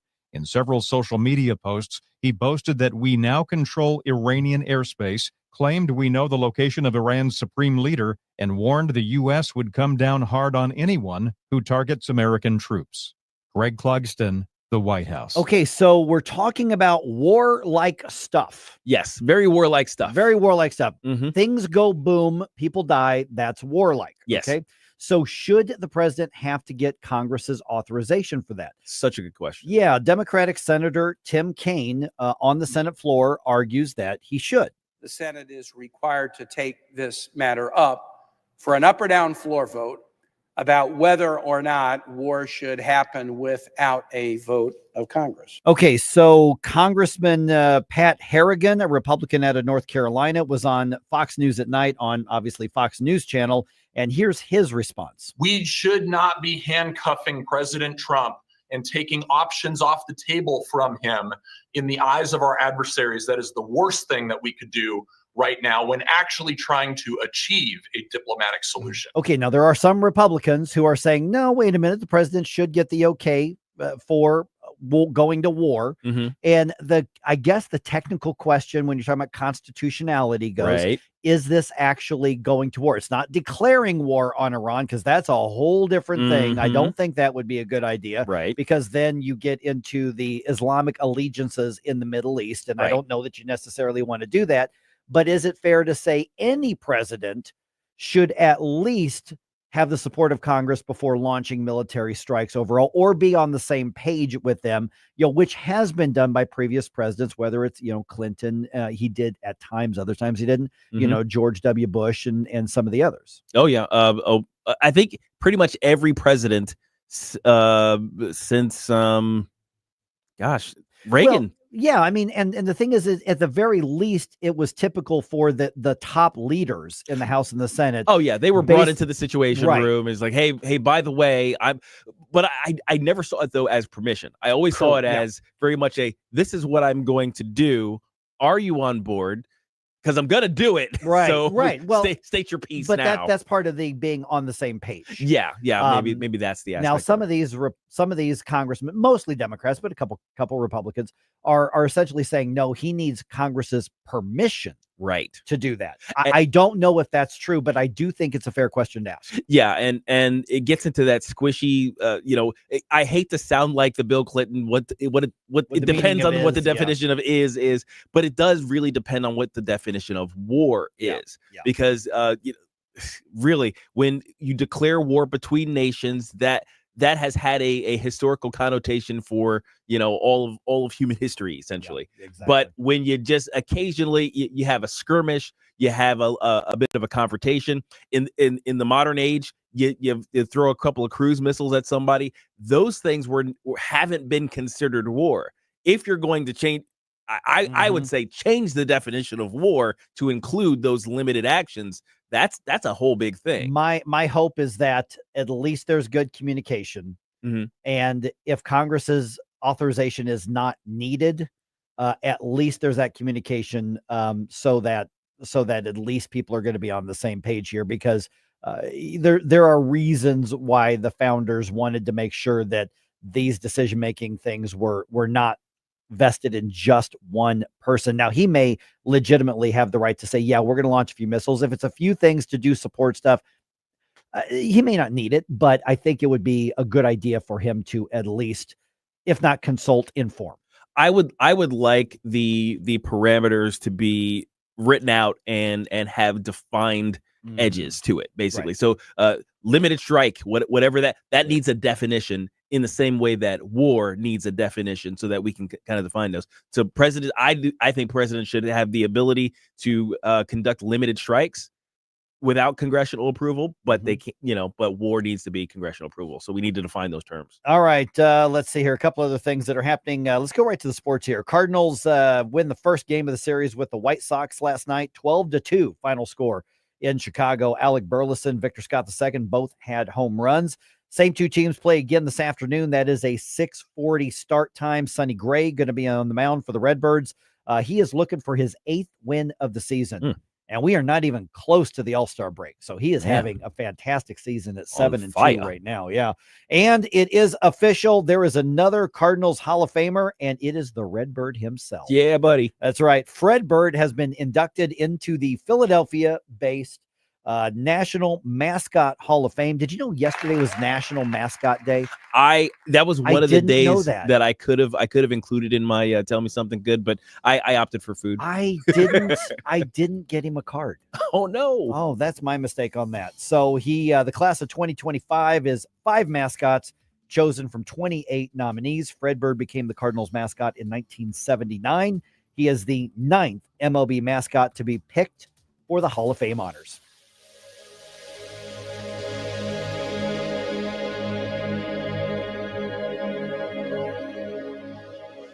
Getting new flooring can be exciting, or it can be a hassle. To make sure you have a great experience, use Michael's Flooring, like I did. Hi, it's Susie Moore, and Michael's Flooring has become my go-to for quality, variety, and an all-around great experience. They've been locally owned and operated for more than 30 years. Carpet, hardwood, laminate, ceramic tile, natural stone, luxury vinyl, it doesn't matter. Michael's Flooring is ready to help. 3 locations to pick from: St. Peter's, Darting Prairie, and Creve Coeur, or online at igotfloor.com. That's igotfloor.com. Hey, it's Vic, and I'm here with Kathy Connor at Connor Roofing. Kathy, what makes Connor Roofing different? Hey, Vic. I'm glad that you asked. I think that what really sets Connor Roofing apart is our relationship with our customers. It's very important to us to develop that trust with the homeowner. This is what has allowed us to serve our friends and our neighbors in the St. Louis area for 30 years. Whether we are doing a roof or a gutter repair or even a full replacement, you can count on Connor for quality service and workmanship. Thanks, Kathy. To find out more, visit them at connorroofing.com. That's CONNER roofing.com. Since 1995, Renewal by Anderson has helped St. Louis homeowners upgrade with windows and doors. Now it's our 30th anniversary sale. You'll get $1,995 off every project. No gimmicks, real savings, and the nation's best warranty. The offer ends June 30th, so you don't want to wait. There are some restrictions. Visit rbastl.com. Renewal by Anderson. Superior products, exceptional service. I'm Missouri Attorney General Andrew Bailey. Human trafficking is occurring right here in Missouri. You can help combat it by learning the signs of human trafficking and reporting suspicious activity to law enforcement. Victims may appear malnourished, show signs of mental or physical abuse, or avoid social interaction. If you're a victim or know someone who needs help, contact the National Human Trafficking Hotline at 1-888-373-7888 or text the word HELP to Be Free. Together, we can fight human trafficking in Missouri. Brought to you by the Missouri Attorney General's Office. KLGY HD3 Clayton, K270BW Bellefonte, KNBS Bowling Green. This is News Talk STL at 1019, 94.1, and always streaming at NewsTalkSTL.com. I'm Rich Thomason. President Trump is considering what role the U.S. should play in the destruction of Iran's nuclear weapons program. Mr. Trump has been meeting with his national security team. For the past couple of months, the president held out hope that negotiations with Iran would lead to a deal on its nuclear program. But now he supports Israel's military strikes against Iran and is calling for the country's unconditional surrender. In several social media posts, he boasted that we now control Iranian airspace, claimed we know the location of Iran's supreme leader, and warned the U.S. would come down hard on anyone who targets American troops. Greg Clugston, the White House. Israel says overnight its fighter jets hit key elements of Iran's nuclear and missile program, including a centrifuge production facility. The ongoing Israeli airstrikes taking a heavy toll on Iran. Explosions were heard in Tehran early Wednesday as intense Israeli airstrikes again targeted the capital in a conflict a human rights group says has killed at least 585 people across Iran and wounded over 1,300 others. Correspondent Charles De Ledesma says Iranian missile and drone strikes have killed at least 24 people in Israel and wounded hundreds of others. Los Angeles Mayor Karen Bass is lifting a curfew in downtown L.A. She imposed the curfew 8 days ago in response to rioting, vandalism, looting, and such sparked by the Trump administration's enforcement of federal immigration law. Not a single illegal alien was released into the U.S. last month, according to the New York Post. In May of last year, 62,000 were released into the country under President Biden. On Wall Street this morning, the Dow futures are up 64 points. NASDAQ futures 64 points higher as well. More on these stories at townhall.com. The following is not an actor, but a real-life story from Trinity Debt Management. Hi, my name's Neil. I have some advice for you if you've been trying to break free from credit card debt. You can start by doing what I did. Get your bills together and call Trinity Debt Management. Trinity is dedicated to helping people like me become debt-free. When I called, my first experience was a feeling of relief. My counselor was kind, and best of all, she didn't judge me. In just a few minutes, she helped me figure out a plan that consolidated all my bills into one lower monthly payment. This substantially reduced my high interest rates and put me on the road to success. In the end, I saved thousands in interest, and today my credit card debt is a thing of the past. If credit card debt has you down, call Trinity at 1-800-990-6976. My name is Neil. Take it from someone who's been there. Call Trinity and become debt-free for keeps. 1-800-990-6976. An attorney from the Michaels Flooring Outlet Weather Center. One of those days when we just have to be ready for a shower or thunderstorm at just about any time, but the highest chance of strong storms will be from around 2 this afternoon into the evening. That said, the more rain and clouds you see this morning, the lower your risk of severe storms later. 86 for the high today with partly cloudy skies away from the storms. Lingering rain moves out by around bedtime or shortly after, down to 68 for the low. Mostly sunny Thursday. Humidity takes a step back, 87 tomorrow. From the First Alert 4 Weather Center, I'm meteorologist Matt Chambers. This hour of News Talk STL brought to you by Chris Cooper and Serenity Wealth Management. Discover little-known strategies that could be the difference between choosing the care you deserve or having someone else decide it for you. Get a free copy of Chris's book at serenityltc.com. Hey, it's Vic Porcelli here with our great friend Chris Cooper from Serenity Wealth Management. Hi, Chris. How are you, Vic? I don't want to put anybody else down, but when you go up and visit you at Serenity Wealth, your place looks like home. So a lot of financial advisory offices, they have, the big mahogany desk or the big marble entryways and things like that. The stock market channel on the TV when you walk in the door, right? That doesn't really drive a good conversation. Good financial guidance and advice starts with a good conversation. People are nervous. People are afraid to talk about finances, right? And so you can see a little standoffish. Well, my objective is to try to have a good, casual conversation. By having those conversations about life, goals, objectives, it's what makes me understand what our financials are supposed to fund. So if somebody does want to have a good conversation, how do they do that? How do they find you? Our website is the best way to do that because you can get all the information you need, understand where we are, get a little bit more information, all that. SerenityWealthNow.com. Reach out to Chris and Stacy today at SerenityWealthNow.com. Investment advice offered through Fortis Capital Advisors, LLC. Mike Ferguson. You play ball like a girl! Gabe Pfeiffer. I triple dog dare you! Get up! Get up! Can't you hear the alarm? Get up, St. Louis. So it's time to get out of bed.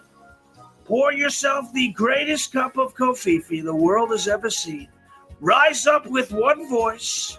Drain the swamp and take back our country. Today's the day we're going to do it, and it's time to do it right now. Believe me. Mike Ferguson in the morning on News Talk STL. Get up! Get up! This is your cousin. All right, no more exceptions to raids when it comes to looking for illegal aliens, because we had some heartburn over the president's decision on this. A lot of Republicans had some heartburn over that, but the president changes his mind on that. Thank you for that, Mr. President. But let's talk about TDS while we're at it, because it's still a thing, both in left wing politics and in obscure rock bands. Apparently, we will be lectured about that from our leftist superiors at 7:20. I cannot wait for this. It's so crazy. Good God. Have you seen that story yet? I've heard glimpses of it. Oh my goodness. I'm willing to get into it. I'm going to have the lecture from the, I'm going to use this term loosely, rock star, because I've never heard of him. But we're going to be lectured. That's okay. True. We're going to do that. All right, 7:06 Maybe right now. We'll learn something. Okay, so while the left wants to go to kind of pseudo war, as in like literally over protecting illegal aliens in this country. Seriously. Yeah, don't forget that this is a matter of national security. This is a matter of national sovereignty, but the bottom line is this is a matter of you and your family's safety and your community's safety. So I want to kind of detour for a second, because with all of the absolute craziness that's been happening as far as the pro-illegal alien riots and anti-ICE activity and anti-Homeland Security activity, and we definitely need to keep Homeland Security in check. This is the type of agency that can run roughshod over any of us. Absolutely. But they ain't doing it in this case. Right. And so there has been another case in Boulder, Colorado, of suspected Trenda Aragua gang members trying to throw their force around in another apartment building. Chief Todd Chamberlain of the local police department had this to say to reporters. They are not a benign cancer. They are a cancer that is causing victimization. They are a cancer that must be addressed. They must be cut out, and they must be stopped. Okay, so keep in mind that when we saw those videos, and there were some more videos floating around about a couple of guys, these gangs are accused of basically completely taking over rental properties, extorting people for money, hurting, injuring them, and basically doing it with impunity, because who's going to stop them? Right. Colorado's a sanctuary state, and so they were able to do that. So when you got President Trump, as part of this, just him counterpunching the people who hate him. Yeah. But the other part is, this is where the people are trying to harbor criminals in our society.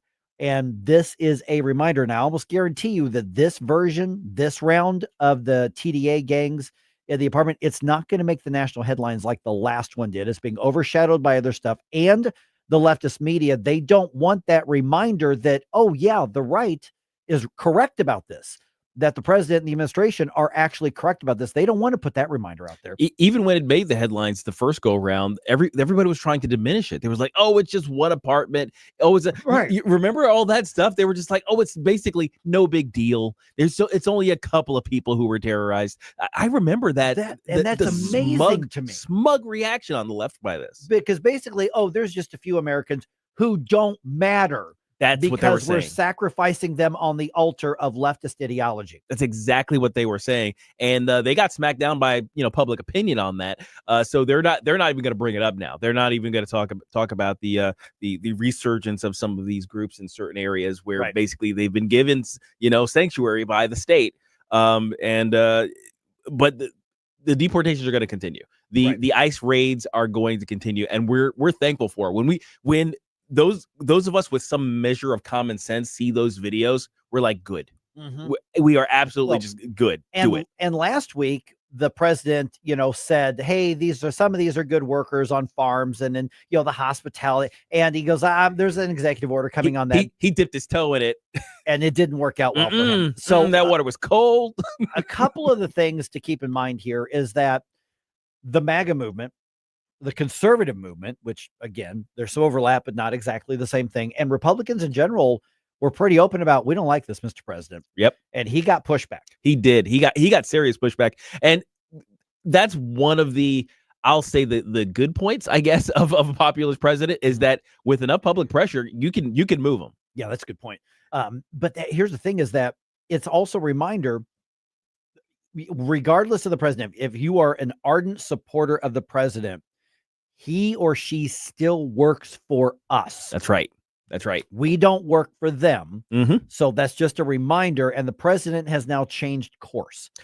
He has decided, okay, I'm going to allow the immigration enforcement to go onto farms, to go into restaurants, to go into hotels. Because before he was like, well, they really need, we can't hurt those businesses. Yeah, we can. Yeah, we can. So I asked Congressman Bob Onder, to give me his thoughts on that. So here's a statement that he made, which is, by the way, is exclusive to News Talk STL. Here's Congressman Bob Onder, his kind of thought cycle on this.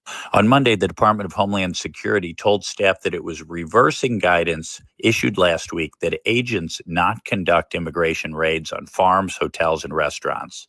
That was a bad decision. It stood at odds with President Trump's immigration policies and effectively amounted to mass amnesty for any illegal alien who can sneak into our country and find a job in a hotel or restaurant or on a farm.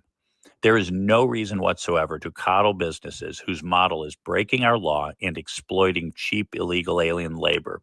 It's immoral, it's illegal, and it's an insult to the law-abiding businesses, taxpayers, and legal immigrants who bear the burden of their crimes. I'm glad to see the Trump America First immigration policy back on track. That may be, I mean, I agree with Bob Onder a lot. That was absolutely spot on by Congressman Onder. Absolutely, and I'm so glad that President Trump listened. That he responded accordingly, and he kind of let that notion go. I mean, look, I understand the way he thinks about these things.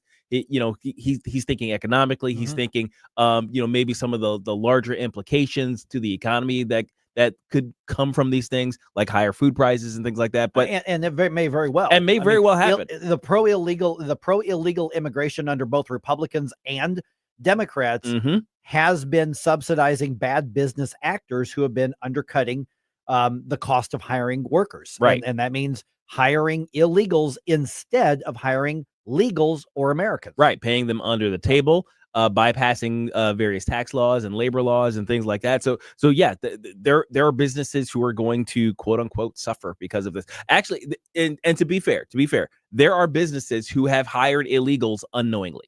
Oh, absolutely. Oh, yeah, identity theft's the thing. Identity theft's the thing. It's one of the many crimes that kind of goes on top of people living here illegally, and they use those numbers, they use those Social Security fraudulent documentation to pass themselves off as legal immigrants. Right. And we're not talking about them. We're not talking about that. We're talking about knowingly hire the illegal immigrants and, kind of looking away because it's a cash-based payment. Yep. Which happens with farm work and so many other things on there.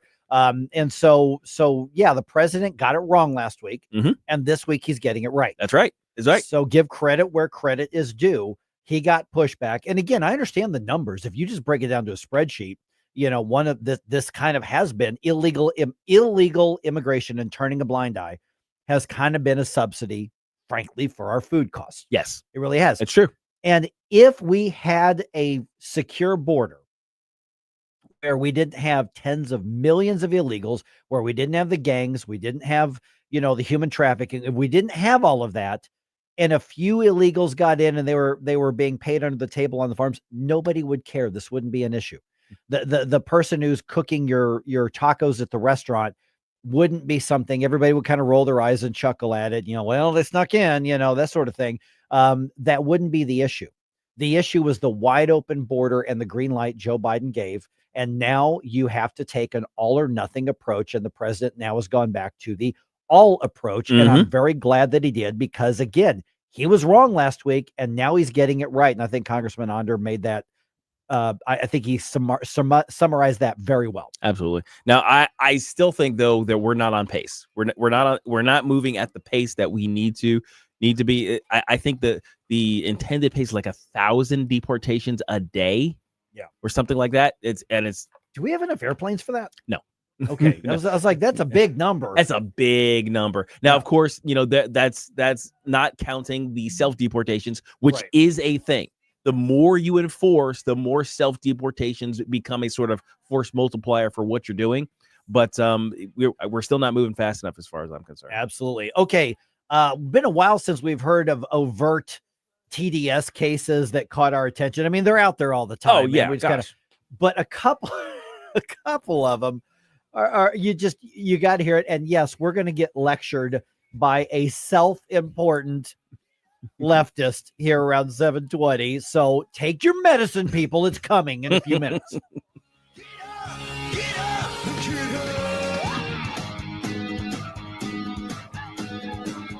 Vic for Vets Honoree of the Day. Monday, we honored Army Master Sergeant Ernest R. Kuma and his brother, Sergeant Major Tony B. Kuma, on Vic for Vets. Submitted by Tim Childs, who also served. So thank you for serving. The Vic Porcelli Show. Weekdays 9 to noon on News Talk STL. With all of the celebrations, anniversaries, and holidays coming up over the next few months, where are you going to go to get that special something for the special people in your life? Newsteaders Fine Jewelers, of course. Newsteaders Fine Jewelers, found 24/7 at wowdiamonds.com. Tim Jones here to tell you all about Newsteaders Fine Jewelers. Richard Newsteader and his team serving our region since 1961 with awesome, honest jewelry solutions. They've got everything from diamonds to wedding engagement rings, hand-engraved items, pendants, earrings, and so much more. You can find them 24/7, wowdiamonds.com. That's Newsteaders Fine Jewelers, wowdiamonds.com. The Vic Porcelli Show. This is the actual precedent set why Bernie Sanders cannot have a 32-hour work week. The Department of Labor wishes to report that the workers of Fredonia are demanding shorter hours. Very well, we'll give them shorter hours. We'll start by cutting their lunch hour to 20 minutes. Where's Fredonia? Oh, it's right. Oh, here we go. It's on the southern part of Gooberstan. Yeah. And of course, Rufus T. Firefly was the leader of Fredonia. Vic Porcelli, weekday mornings at 9 on News Talk STL. Tony Colombo here for my dentist, Dr. Matt Boscia at New Creation Dental Care, the one-stop shop for all your family's dental needs. And Dr. Boscia is always expanding his services, now including the incredible all-on-4 full arch implant procedure, full mouth restoration that can give you back your smile in as little as 1 day. No more suffering with damaged or missing teeth or poor fitting dentures.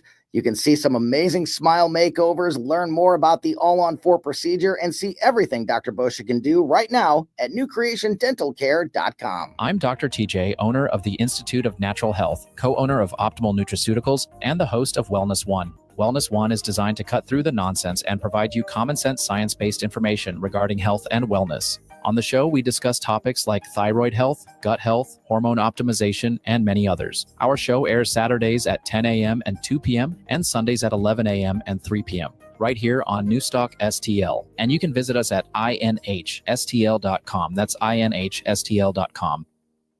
This is 101.9 and 94.1. You know, millennial Trump supporter. I listen to it like every day. Like, seriously, you get it. News Talk STL.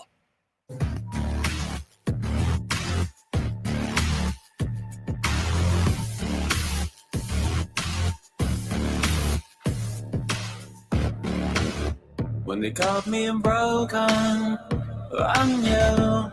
Hey, this is Todd Showalter. Join me for the Right Mind Show on Saturday at 5 as I try to put some fun back into this wacky radio station. You know, and speaking of wacky, let's get back to Mike Ferguson in the morning.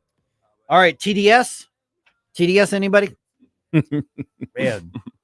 Who still thinks they are bold and brave by making declarations against Donald Trump? Now let me clarify. Disagreeing with any politician doesn't mean you have a derangement syndrome. Right. That's true. But TDS is a real thing. Let's be honest. It here. exists. These courageous souls we're about to tell you about. That's who are bold and brave by making their statements on social media against Donald Trump. So we are going to delve into the leftist courage here in just a couple of minutes. And unfortunately, our gun rights are now part of the discussion when it comes to the big, beautiful bill Republicans are trying to pass in Congress. Find out how at 7:35. Okay, let me start with, before I get to this musician, this is so crazy. Okay, but this is interesting here. For the first time in history, the NAACP says the president is not welcome at their shindig, at their upcoming convention. So the leader of the free world, the president of the United States, of these United States, is disinvited. Correct, because it's basically a standing invite to the NAACP for whoever this president is. Yeah, and the NAACP was founded, almost probably a century ago. Yeah. So every single year there's been a standing invitation for the president of the United States to go address the NAACP National Convention, which is going to be, I think, in July, Which, frankly, for any advocacy group is smart. Yes. You want to have an invitation to whoever the leader is to get your point across, right? Right. And so because the NAACP says that would be platforming fascism. Oh, gosh. Jeez. They have decided to rescind the standing invitation to President Trump, and they do not want him to speak. I don't know if he was going to go or not. Presidents have addressed it, but I don't know whether he was planning it or not. So basically, they're making their statement to, I guess, remind the left that we're one of you. But they actually pulled out the fascist word. They really did. So that's the thing that always gets me, because we're talking about the whole TDS thing, right? If you are the president, you were elected, right? Because we live in a republic. So, a democratic processed republic. So when you get to that office, you are representative of the people. And you serve for a period of time and then you go away. How is that fascism? Yeah. Don't you know, Gabe, that fascism is when the person who gets the most electoral college votes wins the election? That's fascism. Don't you know that, Gabe? Oh my gosh, it's crazy. So in the NAACP, it's really unfortunate because this is one of those civil rights organizations that abandoned its civil rights mission and just became a leftist activist mission. Yes, absolutely. Group. You know, that's what's really because there are, I mean, for instance, the Southern Poverty Law Center at one point was very effective and did some great stuff. And they've just become left-wing lunatics. That's all. And then so you've got these organizations that have a storied history that they've chosen to abandon and go for the temporary activism and ideology. Yeah, it's wild what has happened to the organizations that used to have such a huge and positive impact on America. Basically once they won their victories, they decided that they needed to stay in existence, and in order to do so, they need to glom onto whoever was going to support the cause. And of course, Democrats and their left wing betters and their closet commies at the time.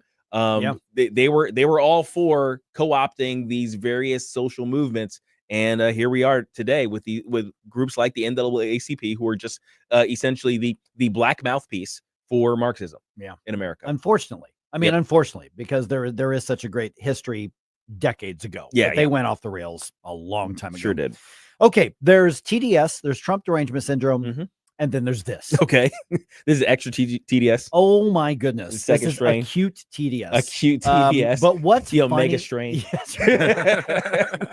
Here's what's funny to me about it are the people who really feel that they're so important that they're putting you on notice. Now, I personally have never heard of a band called the Red Jumpsuit Apparatus. Oh, they were briefly big as like a one-hit wonder in like the early 2000s. Never heard of them until I saw this story on Red State. I don't even remember their one hit. It was I'll play for you. Okay. Never heard of them. Never heard of the guy. Have no idea who they are. Okay. But their singer, his name is Ronnie Winter.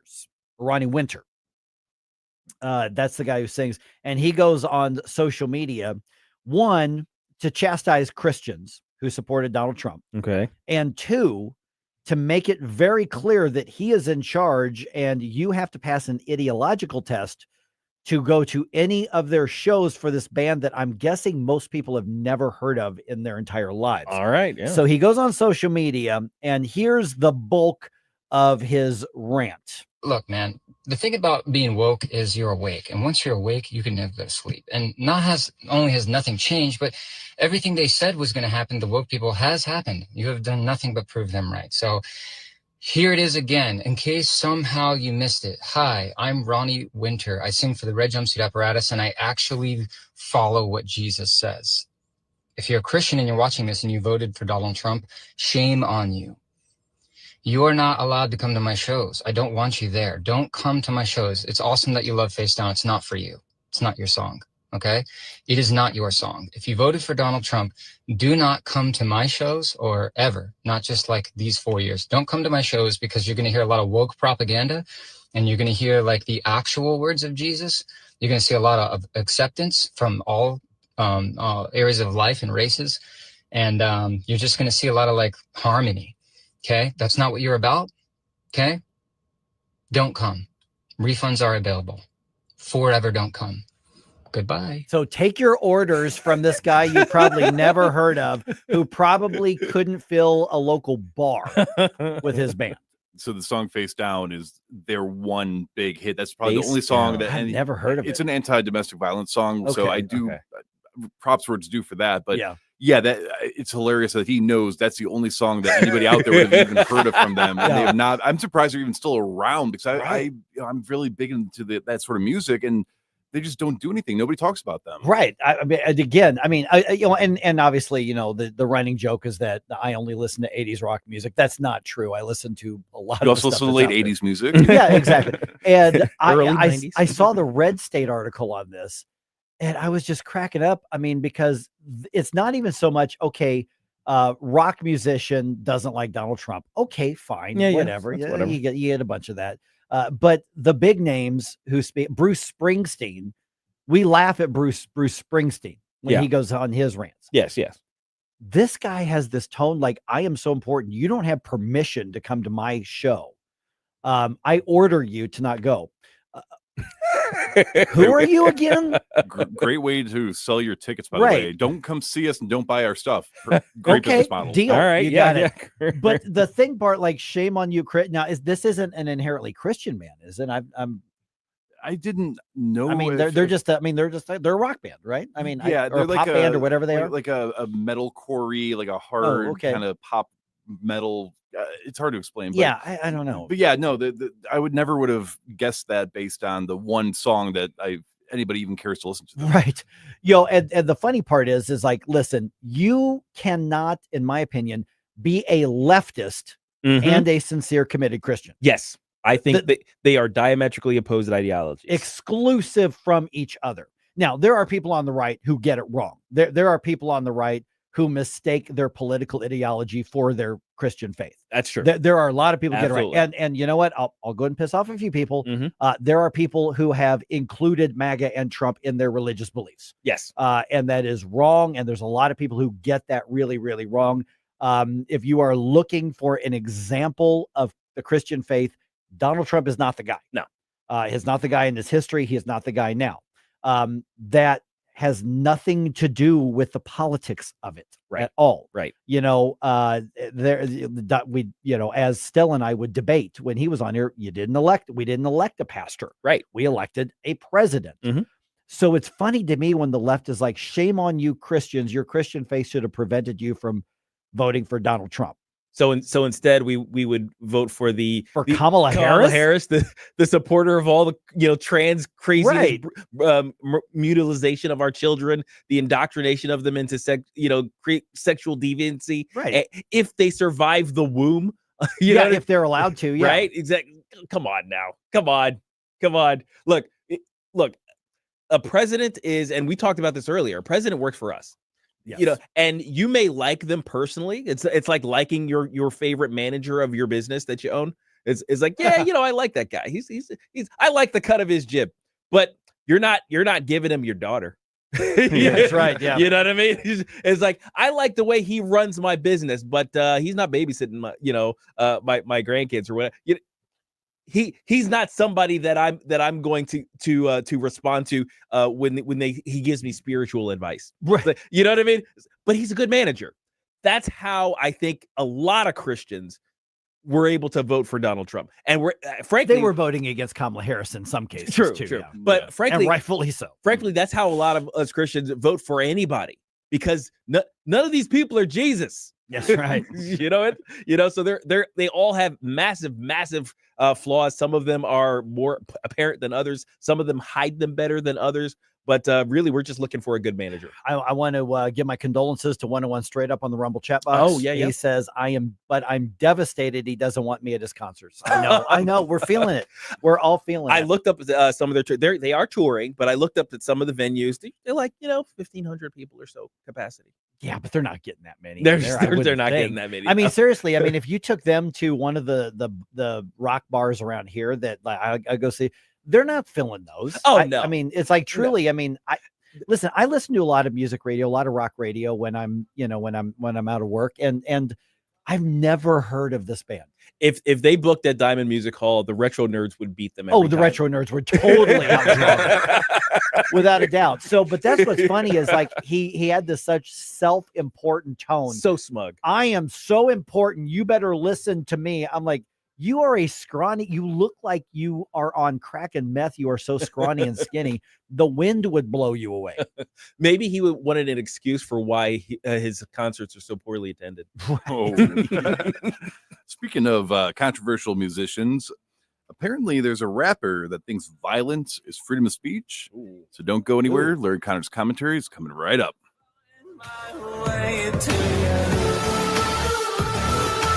From the Michaels Flooring Outlet Weather Center. One one of those days when we just have to be ready for a shower or thunderstorm at just about any time. But the highest chance of strong storms will be from around 2 this afternoon into the evening. That said, the more rain and clouds you see this morning, the lower your risk of severe storms later. 86 for the high today with partly cloudy skies away from the storms. Lingering rain moves out by around bedtime or shortly after, down to 68 for the low. Mostly sunny Thursday. Humidity takes a step back, 87 tomorrow. From the First Alert 4 Weather Center, I'm meteorologist Matt Chambers. Hey, if you're 50 or older, you do not want to take any risk with your money. In fact, you want Leslie Consulting. My friend Bob Leslie can show you a gain and retain plan. Means that you never lose. Plus, you get up to a 20% bonus on day one. Leslie Consulting, a leader in brokerage and risk management. 314-721-0066. LeslieConsulting.com. Larry Connor's Commentary, brought to you by Vincent's Jewelers, offering a wide selection of jewelry, including lab-grown diamonds, affordable earrings, bracelets, necklaces, and rings, up to 75% off their natural counterparts. Visit VincentsJewelers.com. This is Larry Connor's Commentary on News Talk STL. There is a female rapper. No, I'm not going to give her name, not going to give her that publicity, but she is convinced that a sheriff in Georgia was making remarks interfering with your First Amendment rights. The sheriff had made a very clear statement to any illegals or legals who did anything to interfere with his officers during a protest or any other cause. He said, if you spit on us, you're going to the hospital, then you're going to jail. That's just one thing he said. But the rapper got all wrapped up in a false narrative. She said the sheriff is not recognizing our freedom of speech. No, you didn't hear. If you're not harming his officer or others, you can have your First Amendment rights. But if you start violence, well, as the sheriff said, if you throw a brick, a firebomb, or point a gun at an officer, we will notify your family where to collect your remains, because we will kill you graveyard dead. Is there any misunderstanding there? I think that's very clear. But the rapper thought maybe she could be the voice of democracy. Ends up being the voice of idiocy. Get more Larry Connors on Larry Connors USA. Tonight at 6 on News Talk STL. Looking for a hardware store that treats you like family? Welcome to True Value Schneider's Hardware, your local gem in Old Town St. Peters. For over 100 years, we're proudly serve you St. Charles County, providing everything from lawn and garden supplies to plumbing and electrical. Need a bolt or fastener? We've got you covered. And don't forget, we're a steel dealership. Whether you need sales, parts, or service, ask for Charlie or Jerry when you come in. We're here to help. Call 636-278-4461 or visit us online at truevalue.com/Schneiders. Hi, I'm Helene Tobler, culinary nutritionist at Body of Health Direct Primary Care. Here we do practical wellness. Dr. Randy and I have a common sense approach to healthcare. My passion is helping our members enjoy better nutrition because food is medicine. We approach problems with a lifestyle foundation and cutting-edge medical tool chest. At Body of Health, it's about being your healthiest you. If you want to experience healthcare the way it ought to be, schedule a discovery call today at bodyofhealth.com. That's bodyofhealth.com. McGuire Moving is silver certified, which means they are great at relocating senior citizens.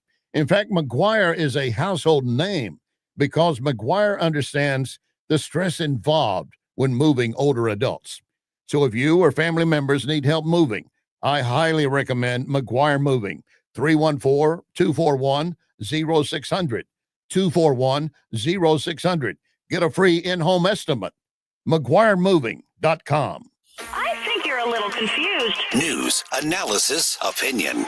I've got something to say and I can't hold it any longer. 101.9 and 94.1. You won't hear the truth anywhere but here. News Talk STL. News Talk STL.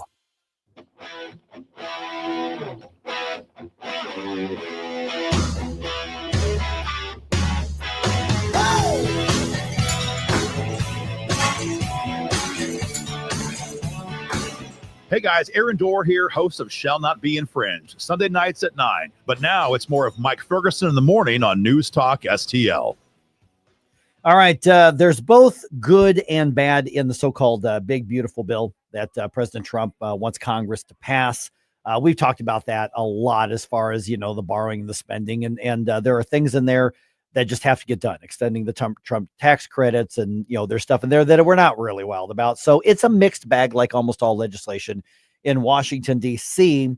But how about this question? What does the big, beautiful bill now have to do with our Second Amendment rights? And don't forget about the NewsTalk STL newsletter. We got plenty of great articles in there to keep you informed about what's going on in the world.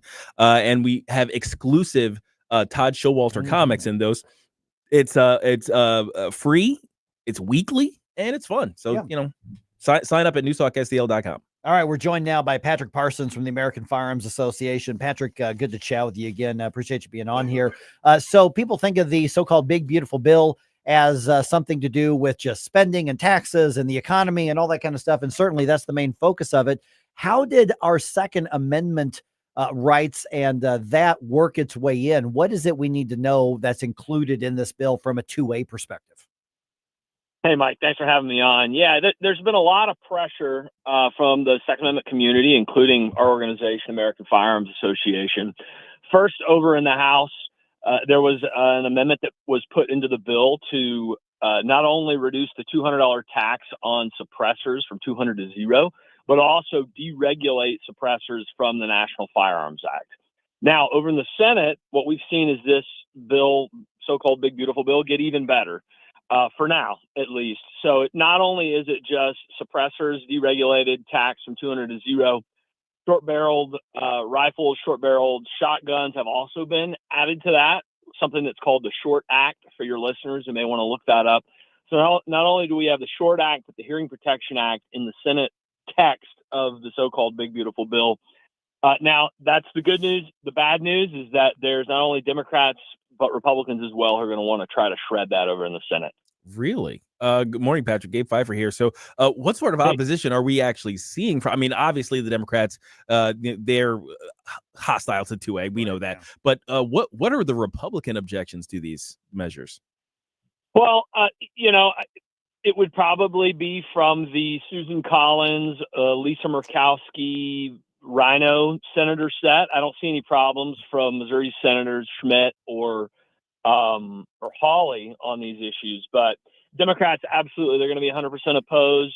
The Senate is a little bit different from the House. Each member has more power, and not to bore to death your listeners, but the Democrats are definitely going to fight hard.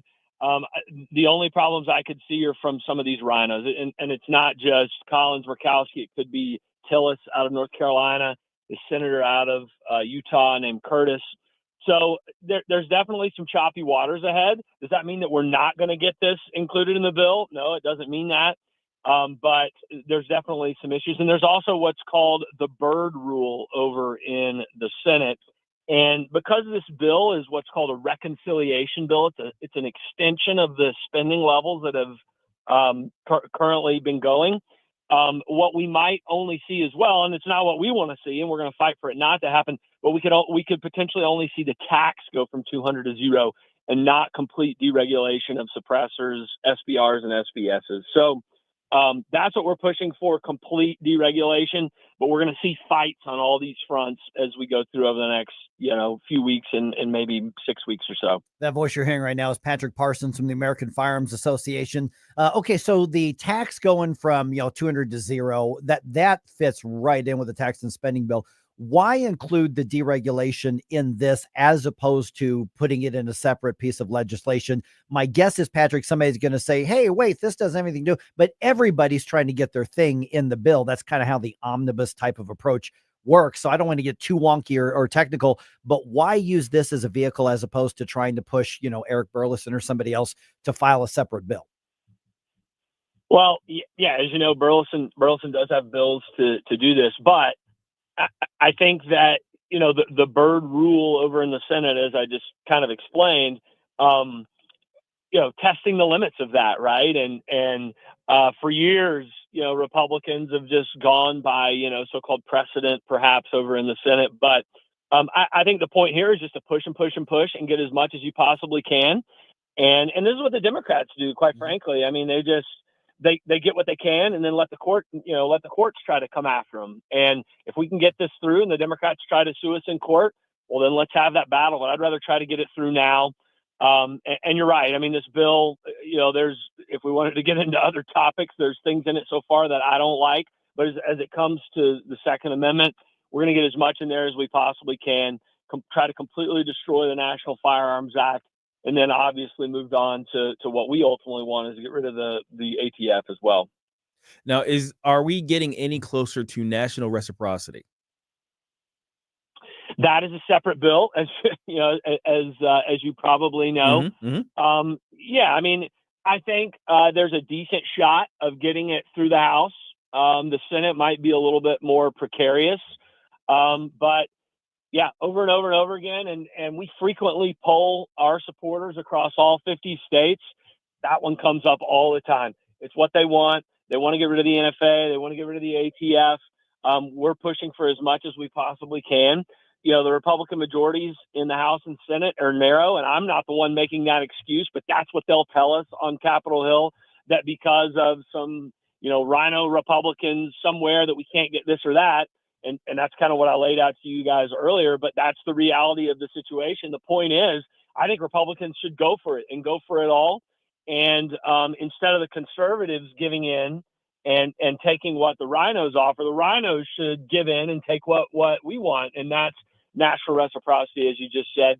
I don't have any super up-to-date information about that right now, but it definitely is a possibility, but we got to keep pushing on that. Yeah, conservatives holding strong. That's an interesting thought. I'd like to see that a few times. All right, we're visiting again Patrick Parsons from American Firearms Association. Let me follow up because you just mentioned, for instance, if these Pro 2A measures are in the spending bill, the so-called big beautiful bill, it's a step in the right direction. The ultimate goal, obviously, to get rid of the Bureau of Alcohol, Tobacco, and Firearms. We've talked to Congressman Burleson about this on the program here. Aaron Doerr's been on talking about that as well.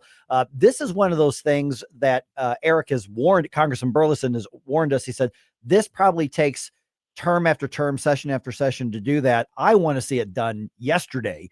But what is the update as far as getting momentum and getting conservatives in particular to be not afraid of putting their name on a bill that is so clearly consistent with the letter and the spirit of the Second Amendment? What is it? Where are we as far as getting our lawmakers on board with getting rid of the ATF? Yeah, it's a great question. As you know, Congressman Burleson, has done an incredible job whipping up support for his bill there on the ATF and the NFA. I think he's got 30 or 40 co-sponsors. But yeah, it's not enough. I think, if we wanted to get into the nitty gritty of it, if the White House wanted to take the ATF to zero, if they wanted to eliminate it, I think that would happen. I don't know if you guys have seen it, but in the FY 2026 budget, which is different than this reconciliation bill, but what the White House has proposed is to fold the ATF in with the DEA. We don't want that at all. That potentially could just make them stronger. We just want the ATF down to zero. And like I said, at the end of the day, Burleson and others, we want to get this thing down to zero. We want to sell off the buildings. We want to fire everybody, and we don't want them rehired. If they want to reapply for some government job, then so be it. But ultimately, it's got to come out of the White House that, yes, we want this down to zero. We want to get this done. As far as the ATF is concerned, and Burleson may be right. It may take a term or two, but we've got to the Republicans have to keep the House in 2026 to make that happen. So, Burleson's done a great job. There's a lot of work to be done in the big, beautiful bill. ATF's budget is cut 27%, not enough. It's not consolation. It's not really a consolation prize for getting rid of the ATF, but it's definitely a battle. We'd love the White House to come out and say, get rid of the ATF, but we're just not there yet at this point. All right, man. I appreciate you guys holding the line and said in such a rigid way. And I mean, rigid is a really good thing because we're talking about our individual liberties here. So you guys are doing a great job, American Firearms Association. We've tagged you in our social media already, Patrick, but people want to follow what you're doing. I encourage people not only check out the website you're about to give, but get the newsletter. I get it from you all, and that's how I found out about some of this, and that's why I got in touch with you and Aaron on this. So people want to learn more. They want to be in touch. What's the way to do it? Yeah, it's AmericanFirearmsAssociation.org. We're on all the social media channels. Come check us out. We appreciate what you guys do, Mike and Gabe, and just keep informing everyone. And what we like to say is we create the environment for good things to happen. And it just takes a heck of a lot of work and a lot of people making calls and emails and sending petitions in to get stuff done. So appreciate what you guys do, and thanks for having me on. All right, you got it. I'll be bugging you for an update probably sooner rather than later, guys. Patrick. Talk to you soon, man. Thanks, Patrick. All right, 314-912-1019. Let's do some cultural critiques, artistic critiques here. Okay. In just a few minutes. There's another reboot that could be in the works. Oh, no. Looks like, yeah. They keep doing it. They keep doing it. And, when you think of the cool music that all the kids listen to, you obviously want the critiques to come from somebody like me. Yes. So we're going to play a critique for you. Okay. All right, cool. Because that's what's cool now. And obviously I'm cool. Right?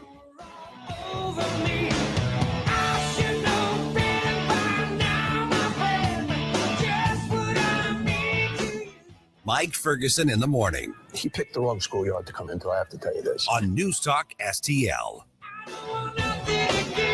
Get ready, St. Louis. The Cubs are coming to town June 23rd through the 26th. The Cardinals host baseball's best rivalry at Busch Stadium in a series that always delivers. The Chicago STL rivalry is legendary, and the energy in the ballpark will be electric. It's the perfect way to spend a summer day or night at the ballpark with passionate fans and nonstop action. Don't miss out. Get your tickets today at cardinals.com/tickets. Hey, this is Sonny Gray, St. Louis Cardinals for the Lou.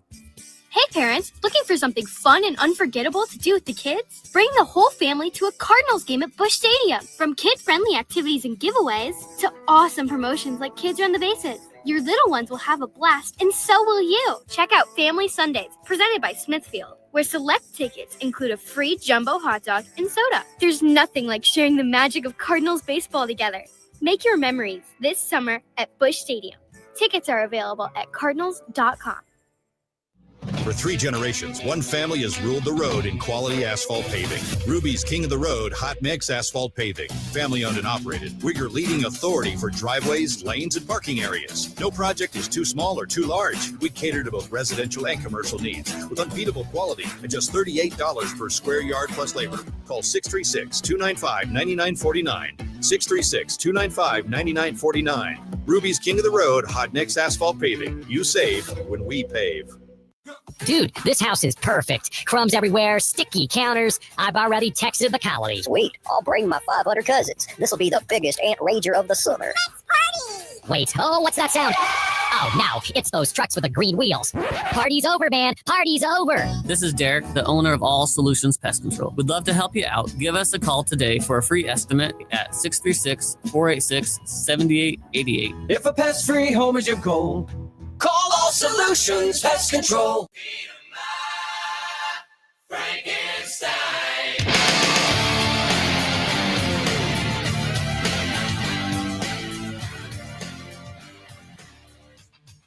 Hi, it's Randy Tobler here. Pour a big cup of coffee and catch my show every Saturday morning from 6 to 9. Right now, it's back to Mike Ferguson in the morning here on News Talk STL.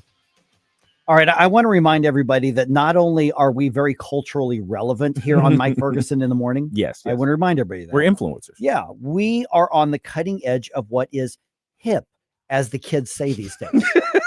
That's what the kids say, right? Yeah. We're hip. That's us. Hip, right? Yeah. So we're going to bring you up to date on what's hip and cool, because when you think of that, you think of a 53-year-old white guy in St. Louis. Far out, Daddy-o. That's right. Daddy-o. Hey, guys, did you know tomorrow is Juneteenth? Yes. Tomorrow is Juneteenth, and it's also the day I'm going to explain why conservatives should embrace this particular holiday. Don't let the left claim this holiday. This is, okay, I believe Juneteenth is the most Republican of holidays. So tomorrow, I'm going to have that explainer for everybody. Because there's a lot of people on the right who are basically anti-Juneteenth. Yes. And I see that and they're like, another leftist made up. Okay, guys, learn your history. Yeah. Because I actually think you're right about this. So now there are things the left is doing that they are definitely trying to soil it. Cultural appropriation. Without cultural appropriation. They're appropriating my Republican culture. You know what? That's probably more accurate than what we realize. Yeah. Actually, now that you said that, I'm like, well, let me process that for a second. Mm-hmm. Yeah, that's true. All right, 7:51. Don't forget, the Flashback Friday. Yes. Yeah. So send Jerome the request. I actually just got a request. I just forwarded to you a second ago. So you can send it to Jerome. You can send it to me or put it on the chat box or Facebook comments, whatever. Yeah. And as a reminder, it is fun to try to stump Mike, but you don't have to submit. You can submit something that was just fun to listen to back in the day. So Jerome at NewsTalkSTL.com. Yep. Send in the bangers. Okay. So we've commented on the fact that there are reboots that are happening because Hollywood has essentially run out of ideas. Yeah, they are so bankrupt. Yes. They're done. They have no creativity, none whatsoever. So I saw in this report somebody said, "Hey, there's another reboot that Netflix is thinking about." They're not commenting on it. Hollywood Reporter is where I ended up finding the story. Not that I read the Hollywood Reporter every day, but it was in a link on another thing that I do look at. And so they're looking at going back to the 70s to reboot a new series. All right, so I'm going to play the theme here. Tell me if you guys recognize this, okay? Recognize it yet? Yeah. Okay, how about you, Jerome? Beverly Hillbillies? No. That's a good guess. I mean, the banjos, With the banjo, yeah. the banjos would suggest that. Oh man, we're gonna be here all day. But just they're riding down a river to start with. Here, let's get a Titans. They fall. Okay, here's the answer. To the land of the lost. Never heard of it. Land of the Lost. Yeah. It was way before you. It was nearly before my time. Like I saw it in syndication, to be fair. It was in the early 1970s, like 73 to 76 or 77 or something like that. Yep. I was a really little kid, and this was a Croft Brothers thing. I mean, so this was like the ones who usually make like puppets and whatnot. Right. Yeah. And so this was basically for most people listening remember Land of the Lost. But Jerome, with you in your 20s, you're obviously not expected to. Now, they did make a movie off of this with Will Ferrell back in the 90s. Yes, and they were trying to spoof it up a bit. Right. Yeah, and it was a really campy thing. And I got to tell you, because when this was on TV on Saturday mornings, the Slee Stacks. Oh, they were terrifying. They scared little Mike to death when I was like 5. Yes. I was scared to death of the Slee Stacks. So basically think evolved dinosaur humanoid creatures. Right. That they hiss at you and stuff like that. Lizard people. They were lizard people, but they were earth lizard people. But the funny thing is that you look at those things now. Oh gosh, and you're like, why on earth did that even scare little 5-year-old me? It's so funny. So that's maybe coming to Netflix. Okay, so when we think about what's popular in R&B and rap, you obviously come to me. For updates on those sorts of things. Clearly, you come to me. Yes. So Matt Walsh was pointing out that apparently, not apparently, Will Smith has a new song out. Oh, speaking of comebacks, right? Right. Attempted comebacks. Yes. So I'm going to let Matt's commentary speak for itself, and we're going to get a clip of the new song on this. And this is the state, I guess, of pop music and R&B and rap at this point. Here's what Matt Walsh had to say. We've been waiting for anyone, those of us who grew up in the 90s, we've been waiting for anyone to reach the artistic heights of getting jiggy with it, and no one ever has. That was the pinnacle of American culture, and the artistic output of Americans was there. That was it. Can he reach that again? Let's listen and find out. I like pretty girls. Girls. I love pretty girls. Girls. I like pretty girls. This was. Oh, but wait, there's more. Yeah. This is just the chorus. We're getting to the verse. Go ahead. You don't gotta wait in line tonight. You too fine for the line tonight. 5 + 5, you a dime tonight. It's a full house, better play your cards right. I'ma post your pic if you pose. Make one phone call, you in vogue. Head, shoulders, knees, toes. Hold up, wait, pose. Okay, so this was written by ChatGPT. I'll spend it on you and your bestie. You and your twin on a jet ski. I'll change your life if you let me. Pretty girl.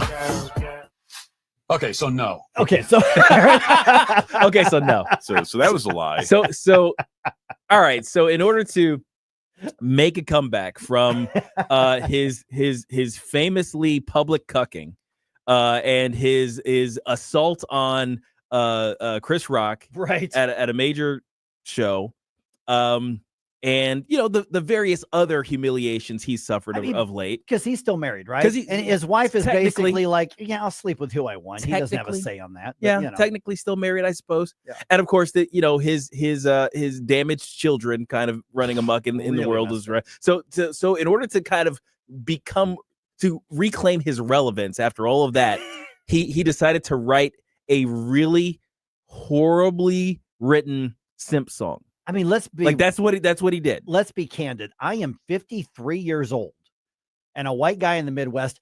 I could have written that. Absolutely. Absolutely. What rhymes with tonight? Oh, I know, tonight. What rhymes with line? Yeah. Hey, you know what? I want to write a song about the fact that I like pretty girls. Yeah. No, I love pretty girls. There you go. That's even better. Now, okay, so what's the chorus of this song sound like?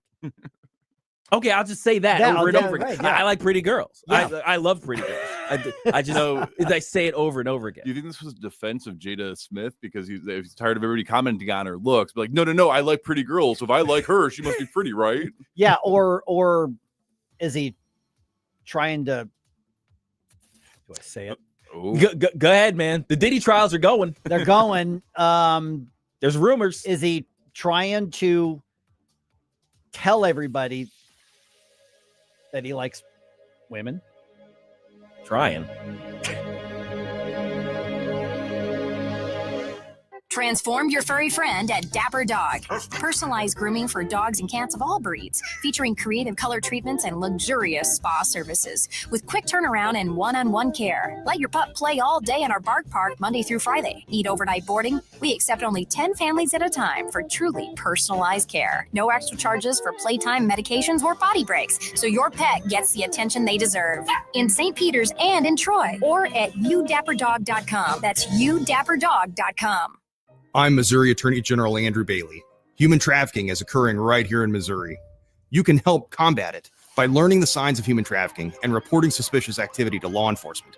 Victims may appear malnourished, show signs of mental or physical abuse, or avoid social interaction. If you're a victim or know someone who needs help, contact the National Human Trafficking Hotline at 1-888-373-7888 or text the word HELP to Be Free. Together, we can fight human trafficking in Missouri. Brought to you by the Missouri Attorney General's Office. All aboard! There's a new way to travel, and it's one of the oldest forms of transportation. Travel by train. Yes, consider traveling around the United States on Amtrak. Traveling by train is a lot less of a headache than taking a plane, and you'd be surprised how many places you can go on an Amtrak, and there's no passports or IDs needed. Find out how to get where you're going as soon as tomorrow by train. Call the Amtrak Travel Hotline right now. We'll book your trip and email your tickets within minutes. Skip the drive to the airport and skip the lines. Call right now to book your Amtrak reservations. We service most of the United States. All aboard! Do something new. Travel by Amtrak today. 800-867-6917. 800-867-6917. 800-867-6917. That's 800-867-6917. KLDY HD3 Clayton, K270BW Bellefonte, KNBS Bowling Green. This is News Talk STL at 1019, 94.1, and always streaming at NewsTalkSTL.com. News this hour from townhall.com. I'm Rich Thomason. Iran's supreme leader has been hiding out since the start of the conflict with Israel, is rejecting President Trump's call for Iran's unconditional surrender. In making that demand, Mr. Trump adds, the U.S. knows where Ayatollah Ali Khamenei is hiding, but has no plans to kill him, at least not for now. Reportedly, nothing has been ruled out as the president meets with his national security team discussing the U.S. response. This is day 6 of the conflict as Israel and Iran continue trading missile fire. Defense Secretary Hegseth may face questions about the volatile Mideast when he returns to Capitol Hill today. The questions may be dominated by the escalation of airstrikes between Iran and Israel that threaten a potentially devastating regional war. But he's still expected to face sharp questions about his tenure, his opposition to women in combat, and efforts to shift funding from troop housing to border security. The U.S. has shifted significant numbers of refueling tanker and fighter aircraft to be able to respond if needed to the Middle East conflict, such as possible evacuations or airstrikes. Hegseth said this week that was done to protect U.S. personnel and air bases. Bernie Bennett in Washington. All those boarded up storefronts in parts of downtown Los Angeles. LA business owner Matthew Glazer says it's anything but welcoming for customers. I think as long as that is kind of where we are as a status quo, like people aren't going to come back because they're going to drive down the street and think, either not open for business or not safe to, patronize these places. Mayor Karen Bass has lifted the nighttime curfew in downtown Los Angeles. Violent weather overnight across the Great Plains. The destructive storms that pummeled parts of Kansas and Oklahoma are moving to the east, and the East Coast is bracing for unsettled weather later in the week, along with extreme heat and humidity. On Wall Street, Dow futures up 13 points. More on these stories, townhall.com. The following is not an actor, but a real-life story from Trinity Debt Management. Hi, my name's Neil. I have some advice for you if you've been trying to break free from credit card debt. You can start by doing what I did. Get your bills together and call Trinity Debt Management. Trinity is dedicated to helping people like me become debt-free. When I called, my first experience was a feeling of relief. My counselor was kind, and best of all, she didn't judge me. In just a few minutes, she helped me figure out a plan that consolidated all my bills into one lower monthly payment. This substantially reduced my high interest rates and put me on the road to success. In the end, I saved thousands in interest, and today my credit card debt is a thing of the past. If credit card debt has you down, call Trinity at 1-800-990-6976. My name is Neil. Take it from someone who's been there. Call Trinity and become debt-free for keeps. 1-800-990-6976. From the Michael's Flooring Outlet Weather Center.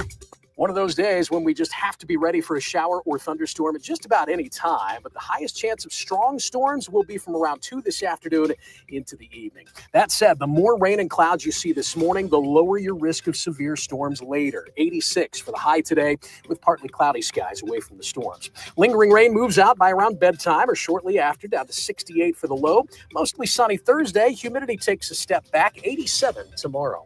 From the First Alert 4 Weather Center, I'm meteorologist Matt Chambers. This hour of News Talk STL is brought to you by Stifel, serving investors for over 130 years. Contact your Stifel financial advisor at stifel.com. That's STIFEL.com. This is Katie McKinney, founder and head of school for Lafayette Academy in Lake St. Louis. Recently, we had a new second grader come to Lafayette Academy who claimed he was stupid and hated reading. Within months of using our world-class literacy program, he was reading Harry Potter and loving it. He had just not been given the right tools. We invite you to our open house Wednesday, June 25th from 5 till 7 and hear from our current families and learn more about our dedicated teachers and world-class curriculum. To learn more, go to LafayetteAcademy.org. That's LafayetteAcademy.org. Getting new flooring can be exciting, or it can be a hassle. To make sure you have a great experience, use Michael's Flooring, like I did. Hi, it's Susie Moore, and Michael's Flooring has become my go-to for quality, variety, and an all-around great experience. They've been locally owned and operated for more than 30 years. Carpet, hardwood, laminate, ceramic tile, natural stone, luxury vinyl, it doesn't matter. Michael's Flooring is ready to help. 3 locations to pick from: St. Peter's, Darting Prairie, and Creve Coeur, or online at igotfloor.com. That's igotfloor.com. Mike Ferguson. This is the kind of adventure I usually have to force upon us, and here it is, falling into our laps. Gabe Pfeiffer. They're buying it. Get up, St. Louis. Watch a couple squats, son. Mike Ferguson in the morning on News Talk STL. Get up, this is your cousin. All right. Are we at the all or nothing point when it comes to Iran? And should the president get Congress's approval before launching any military action if that's what he decides to do? It's a good question. It is a very good question. I got the basic details on it. I think, guys, 8:20. Let's delve into that a little bit, because here's what I think we get wrong in a lot of our discussions about these things is, do I support or oppose this president or the last president or whoever could be the next president? Therefore, I want them to have the ability to do whatever they want. But if I don't like them, then I want people to limit them. Yeah, you can't. Both sides do that. Yeah. And so, but that's not how it works. Yeah. So, but there's a lot of nuance in here. The president may rightfully have the authority to say, yes, go, Mhm. or, so we'll see here. 314-912-1019. Also, what do stray animals in St. Louis County need? Well, of course, they need more money, right? Lots of it. Apparently they're eating it. Yeah, at least according to Sam Page. Hey, given how that shelter has been running in Olivet, don't be surprised if they were feeding them money at that point. And the Cardinals trying to build some momentum in Chicago, 8:06 right now. I've already had my coffee. Let's go ahead and get a news dump going. The Morning News Dump, brought to you by Common Sense Rentals. The Morning News Dump. Are you joking? Is this a joke? Listen, folks. The Morning News Dump. Okay, President Trump steps up his rhetoric against Iran now that it certainly looks like a diplomatic solution is far less likely. Here's the story. For the past couple of months, the president held out hope that negotiations with Iran would lead to a deal on its nuclear program. But now he supports Israel's military strikes against Iran and is calling for the country's unconditional surrender. In several social media posts, he boasted that we now control Iranian airspace, claimed we know the location of Iran's supreme leader, and warned the U.S. would come down hard on anyone who targets American troops. Greg Clugston, the White House. Okay, so we're going to still find out whether or not we're going to be in the middle of a war between Israel and Iran, obviously on Israel's side, or at literally at any point. We're just talking about this with our boss. I mean, this could happen in the next few minutes, as far as we know. Yeah, absolutely. Now, to be fair, we're not necessarily talking about a war in the classical sense, right? Because there's been zero indication that this president has any love for the idea of putting boots on the ground. There are never under this president. We're not going to put boots on the ground. I don't see that happening. No. But also, this could fizzle out, and Iran puts its tail between its legs and just sort of, scampers off, and Israel takes care of business. So this could end up being nothing to us, not nothing, but we don't get involved, or it could be a big deal. We just don't know which direction it's going to go. Right. But either way, if we get involved militarily, should the president get Congress's approval to do that? Right. Yeah, so Senator Tim Kaine is among the Democrats, and frankly, a couple of Republicans who are saying that before the president okays any sort of launches or direct U.S. military action, he should get permission and authorization from Congress. Here's something that he said. Here's part of his statements on the Senate floor. The Senate is required to take this matter up for an up or down floor vote about whether or not war should happen without a vote of Congress. Okay, so Congressman Pat Harrigan was on Fox News Live on Fox News Channel. He has a different perspective. We should not be handcuffing President Trump and taking options off the table from him in the eyes of our adversaries. That is the worst thing that we could do right now when actually trying to achieve a diplomatic solution. Okay, so 8:20, guys. Let's go into this a little deeper because you got a couple questions. One, should the U.S. be involved militarily directly? Again, I say sell them. I say sell Israel whatever they want to buy. But should the U.S. and U.S. fighter jets really is what we're talking about, possibly a bomber. Should we be the ones dropping bombs and shooting missiles directly as opposed to by proxy or something like that? Right. So, and if so, should the president then have Congress's okay and support to do that? So let's talk about that right around 8:20 or so. Absolutely. All right. Looks like a lawsuit against the city is in the works. I think we all saw this one coming. The family of Delois Holmes, she is one of the 5 people who were killed in that tornado last month. The family and their attorneys are demanding answers about the city's failure to activate the warning siren before that tornado hit last month. They want an investigation to determine if emergency protocols were not followed. I think we all know they were not followed. Absolutely the city's not. admitted that. Yeah. The city's director of emergency management was removed from her job after it was discovered that she and her team were not even in their office. They were attending a workshop on unrelated issues while the severe weather warning was active. I think this is obviously a precursor to a lawsuit, which I think we all know is coming. And honestly, the city should take a bit of a smack on this. Yeah. When this happened, and I heard particularly about that incident of the woman getting hurt or being killed by a collapsing ceiling at a church. I knew, I was like, that's a lawsuit. Oh yeah. Because look, if I'm her family, I'm suing. Right. And the thing is, did the city kill her? No. The tornado did. Right. But the city failed to do the warning, Mm-hmm. would that have saved any lives? We don't know, but they would have at least had a chance, and the city would have done everything that they could do, and that this agency would have done everything that it's mandated to do. They failed on their job, which increased the risk for some people. So my guess is lawsuit, settlement. And they're gonna move on. We've had multiple reports that the workshop they were at was some kind of DEI nonsense. That's never been confirmed. We don't know, but there's a lot of reports out there on that. So I can't tell you what that workshop was about because we don't actually have confirmation of it on there. All right. There is a new way to use 911 in St. Louis County, and that is by text. Yeah, the county's text to 911 feature went live yesterday, meaning you don't have to obviously call the dispatcher to report an emergency. Our news partner KMOV's Taylor Holt explains a couple of reasons why officials wanted to add this feature. Now, emergency officials say the texting option makes their service available when it's not safe to make a voice call or for those who are deaf or have trouble hearing. The service, though, will just be another option and not the preferred way to get emergency help. Okay, so that text to 911 option is already available in St. Charles and in Jefferson and in Warren counties on the Missouri side of the News Talk STL listening area. It's actually already mandated statewide in Illinois. It's only 20 years late. Right. I'm thinking, no, but seriously, I do think, and I appreciate that somebody thought to add this functionality to the system here in St. Louis County. So yeah, I mean, good on you for doing that. The Taylor Holt's report on that said it was about a $4 million upgrade. Right. That required. Yeah, and I can see that. I can see that. Yeah.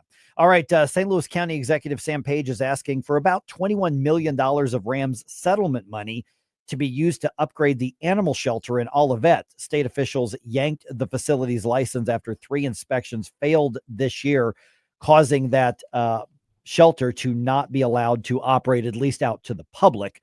There are still animals there. We talked to Councilman Mike Archer about that. He had some very strong opinions, and I frankly think he was basically spot on in how he did this. So look for that podcast a little bit later on today here, later this morning, actually. Yeah, I hear they're taking bets on how high Sam Page is gonna push that request. Yeah, exactly. I mean, $21 million out of the $115 million that is allotted to the county in that settlement. That's a lot. That's a big chunk. Just for the animal shelter. Yeah, to renovate and build and expand it. Okay, we'll fix the problems before you start spending a bunch of money building stuff. Seriously. This is a people problem. This is a management problem. This is an administrative problem. This isn't just a size problem, although there very well could be a size problem there as well. Fix the underlying issues. Then let's talk about spending more money on it. Frankly, I agree with Mike Archer and then also Mark Carter, who was on the show not too long ago, and basically contract with the private sector. They're going to do a better job. Yeah. They just are. It's funny because it sounds like you know how there are 2 separate shows. There's a show about hoarders and there's a show about like house renovation, like when they go in and they build a deserving family's house, stuff like that. I think Sam Page like mixed those. Right. So he's like, hey, look, there's a hoarder house. Let's build an extension onto it. Yeah. Well, it's also typical of how a leftist looks at things. And even though this isn't an ideological issue, it's just throw money at it.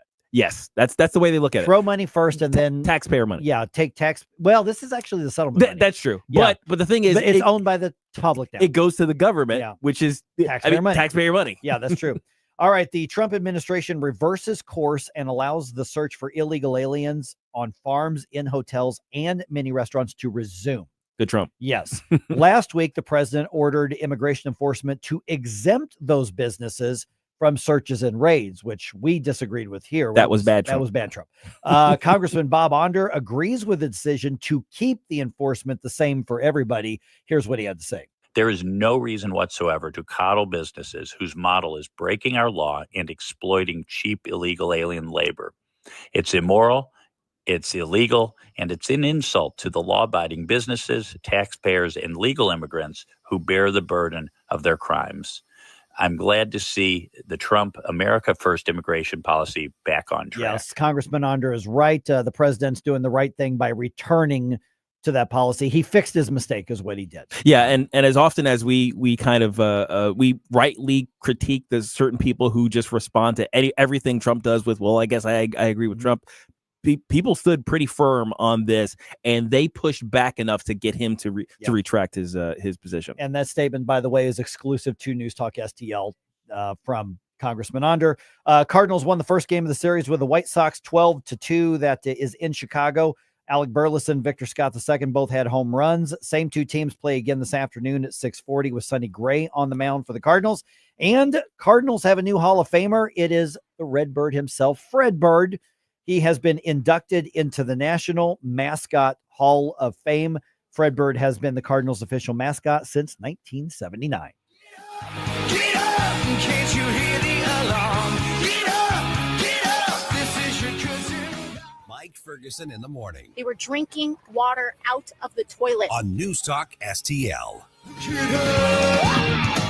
Graduation season is here. Make your parties memorable with Anthony's Produce beautiful fruit and vegetable trays. Perfect for any special event. We're featuring the freshest local produce coming into season, including the best tomatoes in town. Anthony's is your one-stop shop for everything you need. Fresh bison, beef, chicken, and pork. Delicious Fazio bread straight from the bakery. Anthony's Produce on Jungerman in St. Peters. Call 636-936-0496 or stop by today.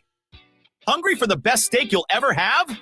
Head to the heart of Moscow Mills and discover Harry J's, a local landmark and family-owned steakhouse, serving up excellence since '98. From mouth-watering appetizers to decadent desserts, Harry J's has something for everyone. Enjoy our extensive bar selection while soaking in our friendly family atmosphere. Whether dine-in or carry-out, your meal is prepared to perfection. Make the drive to 300 Main Street and treat yourself to a taste of Moscow Mills' finest. Harry J's, more than a steakhouse. We're a tradition.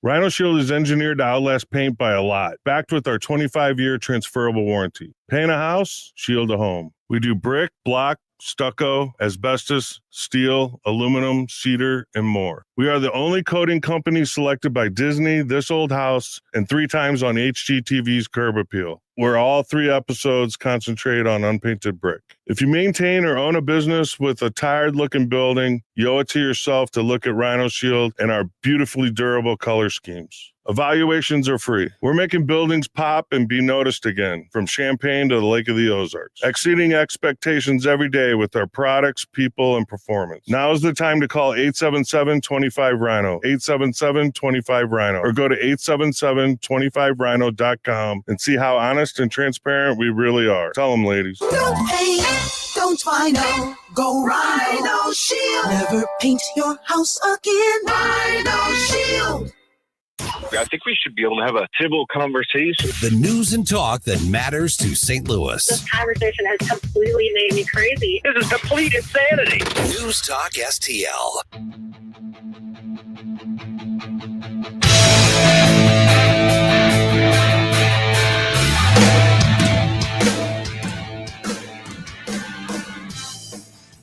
Hey everyone, this is State Senator Nick Schroer. I am the host of Stand and Fight every Sunday night. Right now, let's hear more of Mike Ferguson in the Morning Show here on Newstalk STL. All right, we don't know what it means, but there's some stuff happening in the Middle East right now. And so essentially, we're now getting word that there was an evacuation out of Israel, and Israel has issued an order basically not allowing Israeli citizens to leave at this point for the most part. Yeah, so this comes from AP News. They have a live tracker of what's going on. So at 6:40 a.m., over 400 EU citizens were evacuated from Israel. And Israel is requesting assistance from Slovakia, Lithuania, Greece, and Poland for more assistance to help get Europeans back to Europe. At the same time, Israel has issued a decree saying that Israelis are not allowed to leave Israel during the conflicts. It looks like there was some of the restrictions have been eased up a little bit for certain individuals, but for the most part, they're there. And let me just jump in on that. You may say, why would they do that? They're keeping them in a possible war zone. Okay. Israeli citizens are incredibly valuable as hostages. Yes. Yes. Okay. So that's probably what that is all about. It's protected, essentially national protective custody. Right. Precisely. And it's very important to also consider with how much mass migration has gone on throughout the world at this point. There could be sleeper sects that are in these other countries that are willing to enact violence against Israelis in other countries on behalf of Iran for whatever, terroristic purposes. That's a good point. So they're basically sifting the populations. Like, okay, all the Israelis stay put, all the non-Israelis go home. Yeah, That's what they're doing. So at 7:01, Germany has officially made a statement that Europe, so I'm guessing the entire EU, probably is open to negotiating with Iran. No word yet on what Iran's response to that's been. And then 20 minutes ago, a giant plume of smoke was seen in eastern Tehran. Okay. So the extent of that, it's probably going to be several minutes, if not hours, before we know what's actually happening there. And these are all now the kind of the lockdown and the evacuations in Israel. That's a little different. It's not unheard of, but it's a little bit different, which tells me Israel is bracing for an escalated war, which they live in a state of war. I mean, they're surrounded by countries who frankly have their life's mission to destroy and kill everybody in Israel. I mean, that's basically every Islamic country in the Middle East and Northern Africa. You know, they want to see Israel destroyed. Particularly Iran, by the way. Yes. And so Israel is bracing for more. Iran still talking tough, you know, which is kind of like the dog that's been run over by a car still growling at you when you're trying to give it, you know. And so, I mean, that's really what you've got there. So that brings us to the question is, what does it mean to us? You know, should the United States get involved directly? Okay, we're not talking about supporting Israel by selling them arms or selling them whatever. Or allowing, you know, Boeing or whoever to sell them stuff.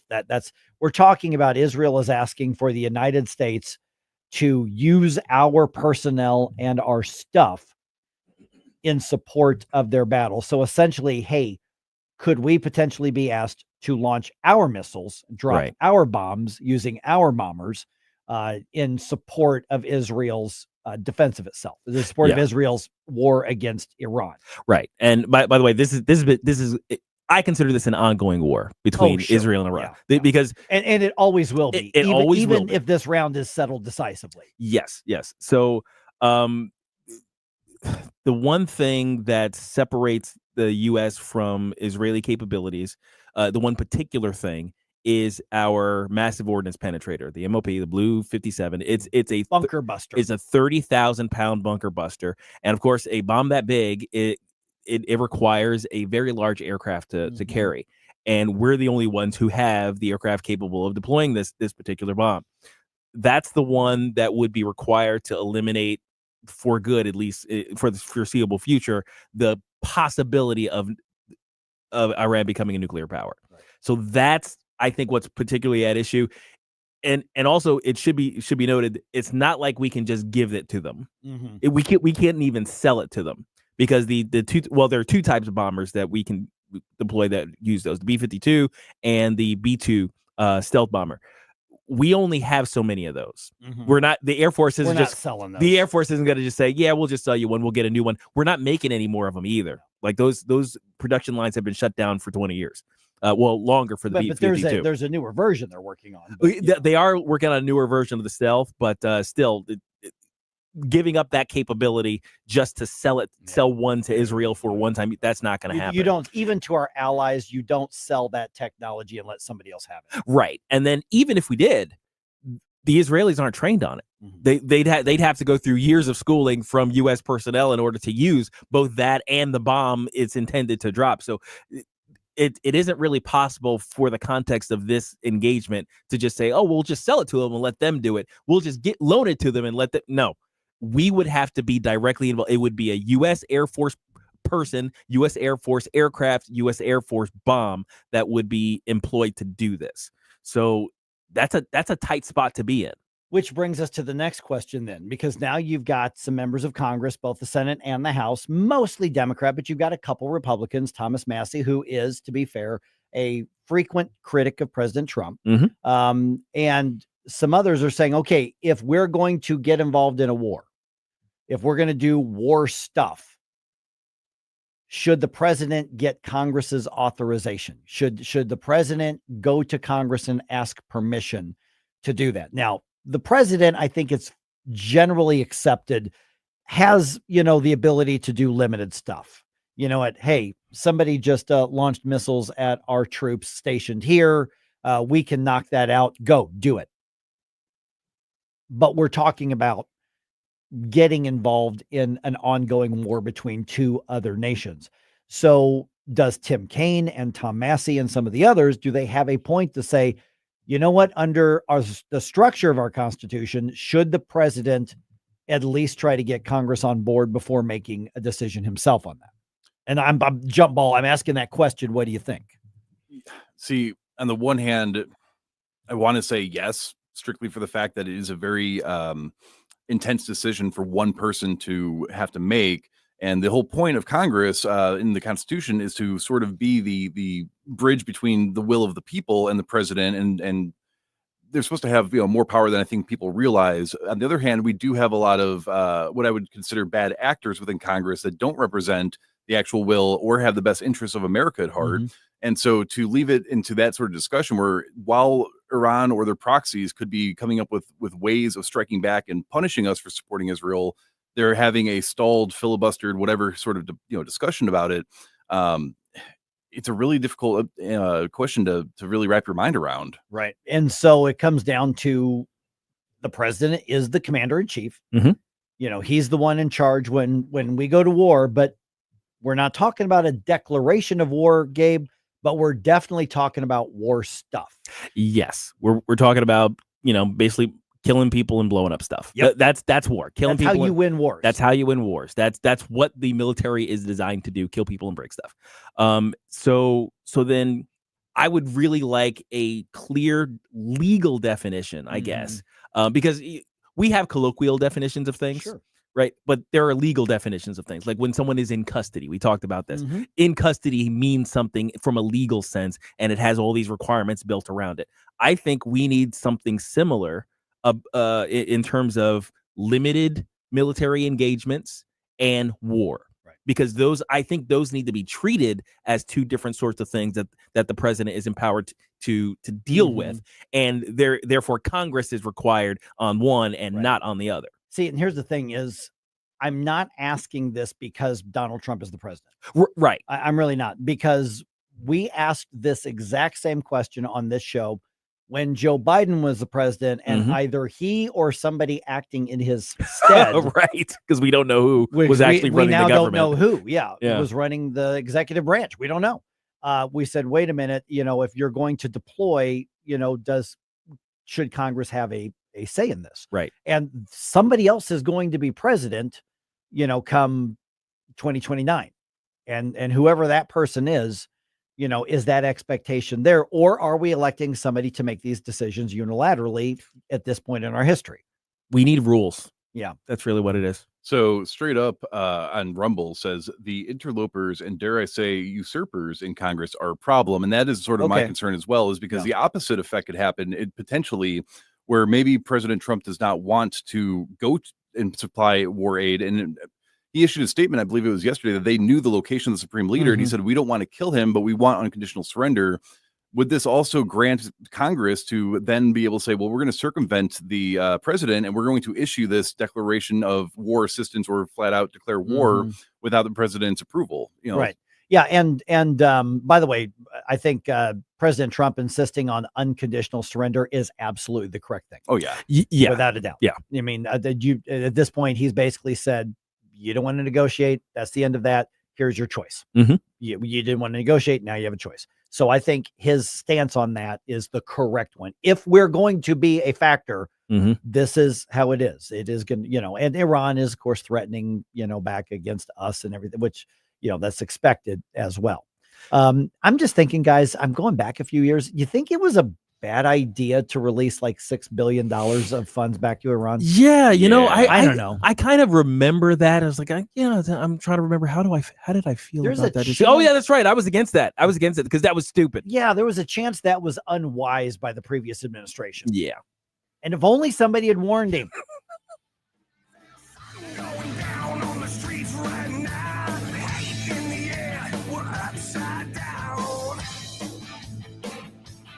Mike Ferguson in the morning. Our country was founded by geniuses, but it's being run by idiots. On NewsTalkSTL. From the Michaels Flooring Outlet Weather Center. One of those days when we just have to be ready for a shower or thunderstorm at just about any time, but the highest chance of strong storms will be from around 2 this afternoon into the evening. That said, the more rain and clouds you see this morning, the lower your risk of severe storms later. 86 for the high today with partly cloudy skies away from the storms. Lingering rain moves out by around bedtime or shortly after, down to 68 for the low. Mostly sunny Thursday. Humidity takes a step back, 87 tomorrow. From the First Alert 4 Weather Center, I'm meteorologist Matt Chambers. Fox News commentary. The man who allegedly targeted 2 Minnesota state leaders has been captured, and he's a monster no matter his political affiliation. I'm Tommy Lahren. More next. Sponsored by AxeCap Ventures. America, listen up. Gold prices are breaking records. With inflation raging and central banks hoarding, every American should own gold. And like President Trump said, whoever holds the gold makes the rules. AxeCap Ventures owns one of Nevada's largest undeveloped gold deposits and trades for pennies on the dollar. This could be your way to ride the gold boom. AxeCap trades under GARLF on the OTC. Visit axecapventures.ca today.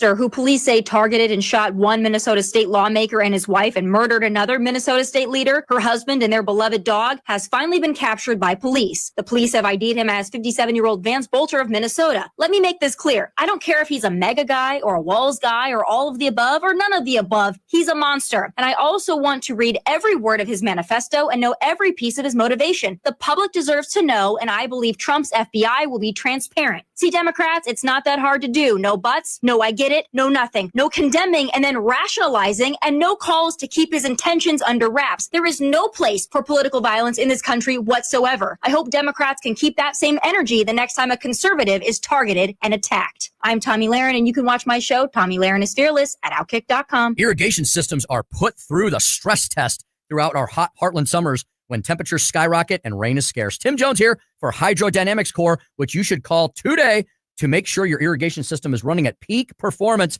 This is critical to ensure your lawn and foliage remain lush and lovely and that your grass and plants thrive instead of just barely survive. Schedule a monthly system checkup today with Hydrodynamics Core to make sure your irrigation system is working at its best. That's hydrodynamicscore.com, hydrodynamicscore.com.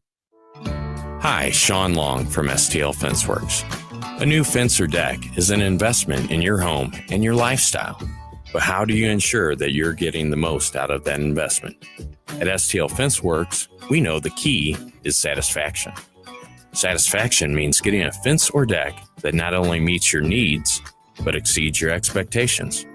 Satisfaction means working with a team that cares about your project as much as you do. Satisfaction means having confidence in the quality of your new fence or deck, knowing that it was built with the best of materials and workmanship. STL Fenceworks, your satisfaction is our passion. And for me, satisfaction is knowing that providing for your family is how I provide for mine. Visit STLFenceworks.com and experience the satisfaction in making your backyard dreams into a reality. News, analysis, opinion. Isn't it wonderful that we're keeping criminals out of our country? How the mayors in these sanctuary jurisdictions are dealing with it, that's interesting. Safety is our primary concern. 1019 and 94.1 News Talk STL.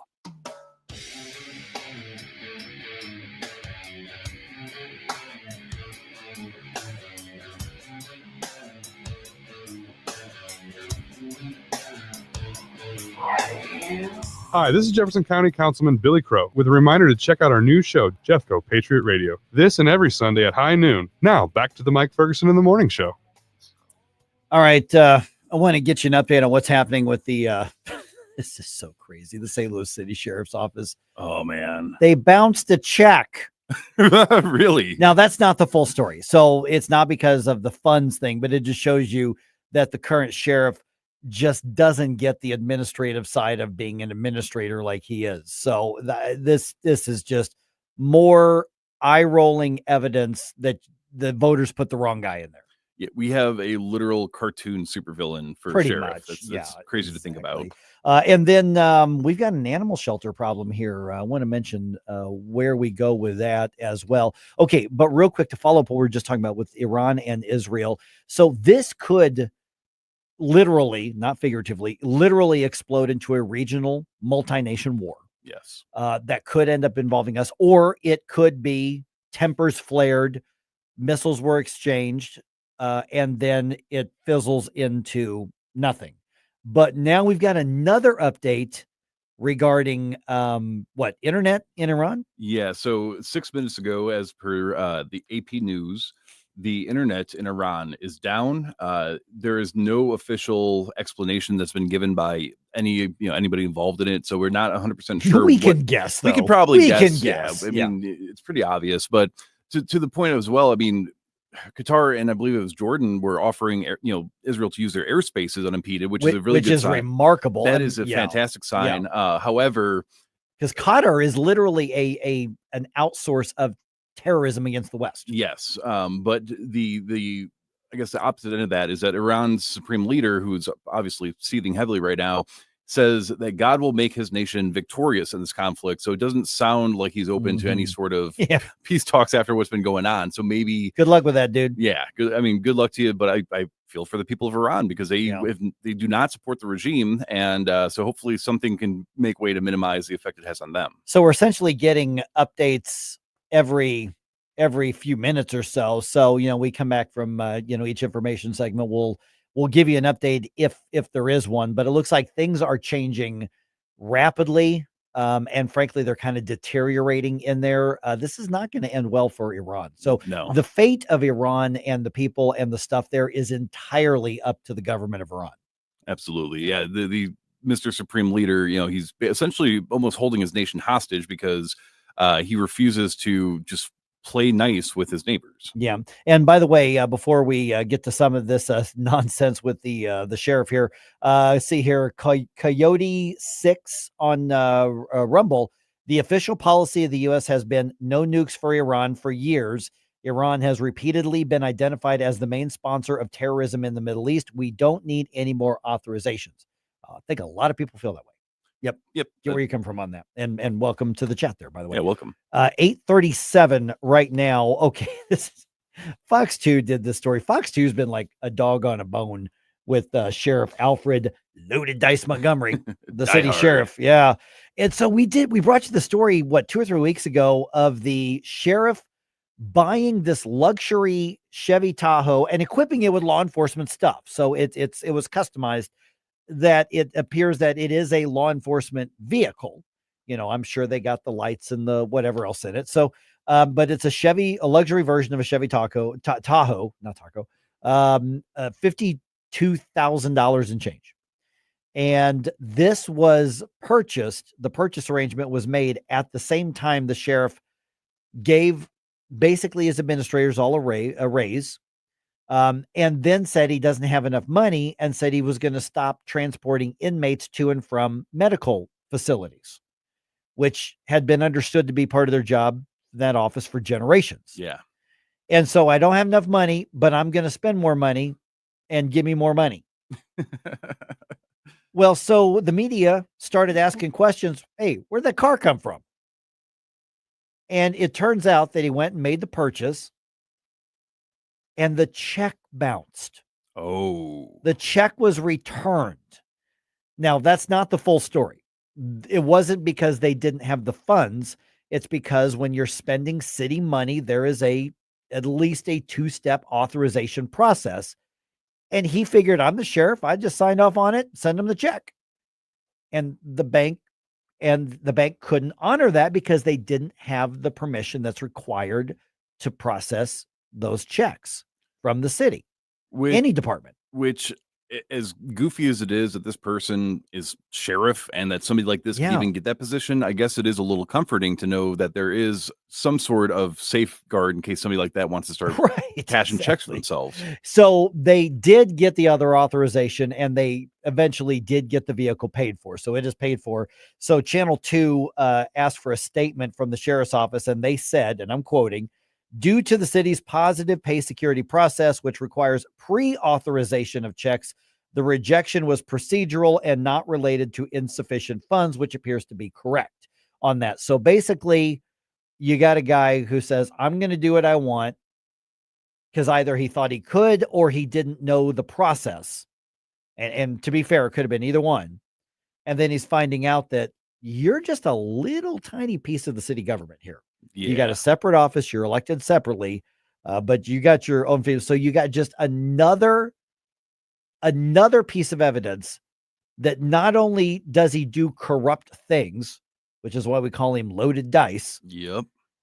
But that he's generally incompetent to run this small department. The guy doesn't know what he's doing. Yeah, and you would think that somebody that's a sheriff, because that's not a small position. That's not like you're just some, intern filing paperwork for them. Somebody that is the sheriff and works in any capacity of law enforcement should probably know the rules and regulations. I mean, if we can't trust him with this, how are we going to trust him to enforce the actual rules for the rest of us? Right, exactly. Yeah. And so the city is now giving him a yes, do, no, don't do list and passing an ordinance, even though every other sheriff in, I don't know, the history of the city has known what their job is. So anyway, way to go. That's ridiculous. Alfred Loaded Dice Montgomery. All right. Okay. So the animal shelter in Olivet, St. Louis County. It's, as you know, the state shut them down. Mm-hmm. Now I say shut them down, everything outward facing. Stray dogs and animal control is still going there, probably among other places too. But they're not allowed to operate to the public because the Department of Agriculture keeps failing them on their inspections. And there's going to be another inspection probably in the next week or so, but not a lot of hope that they're going to be back up and running. So Sam Page now has made 2 requests to access the county's part of the Rams settlement money, the NFL settlement money. Oh, yeah. So the county's part of that is $115 million. That's what they have that they can do what they want with. He has asked for about $21 million total, $3 million a week or two ago. And then this week, $17.8 million to go towards the St. Louis County Animal Shelter. And we talked to Councilman Mike Archer about that a couple hours ago. And that's going to be up on our podcast here in another hour and a half, 2 hours. Yeah, about an hour and a half. So subscribe to our podcast. You can get that because Mike Archer was pretty adamant. And I think he's right. I think Archer is right. That before you go spending a penny on renovating or expanding or building or buying, you got to fix the problems. The shelter has been around for a while. And I actually really like the point that Mike Archer was making in that maybe the government shouldn't even be in the shelter business in the first place. Yeah, I can. So I've done volunteer work for various different shelters in the area. And I mean, there are times when you get new intakes that are still adjusting to the new environment where it might be a little bit messy because, stray animals, abandoned animals and such are oftentimes uncomfortable. And when animals are uncomfortable, they can make messes like that. But for a government run facility to be failing inspections like that, I don't think that this is a issue of we didn't have enough money, so we didn't have enough staff. It sounds a lot more like the staff that was there was just not enforcing or following the protocols that were necessary. Right. Whereas in every other case, in every other animal shelter I've ever done work with, they try to keep it as clean as possible. It's clear that they're caring for the animals. They're not letting dead bugs and all sorts of other nasty stuff laying around. I mean, it can happen. It can definitely. Yeah, you're going to have some bugs around animals no matter what. But to fail 3 times in a row. And no, I think that's an excellent point for private run or nonprofit run organizations having control because they actually care. And it's not just a government paycheck to them versus the government who can't even regulate themselves, apparently. Yeah. And there are probably people who volunteer and work at the shelter who do it because they really love animals and they're caught up in all of this mess. But the reality is, and I think Mike Archer's right about this, Mark Harder has said some things that are very similar to this, is that there is a role for government when it comes to animal control. Yes. That's one of the libertarian things that I actually changed my mind on once I got elected to office years ago. Because I'm like, you know what, leave that up to the nonprofits. We don't need, no. It is a public health thing. It is a public safety thing, particularly when you're talking about, rabies and things like that. So there is a role for animal control. Mike Archer said, the county and the municipalities can still do animal control, but the animal shelter and adopting them out and having these programs, that's best left to things like APA, like Humane Society. Yes. This is Humane Society of Missouri, not necessarily the US one, but the APA, which is like I've said many times, where we got our cat was from APA. And so there's a private sector, nonprofit sector that does a better job that cares for the animals better, does it more efficiently. And so before we go accessing tens of millions of dollars to throw at a problem, fix the problem first, because this doesn't look like a physical structure problem. This is a management and leadership and possible corruption problem. So before you go spending all that money that belongs to the taxpayers, deal with the issues at hand first, then talk about whether you need to buy some bigger cages.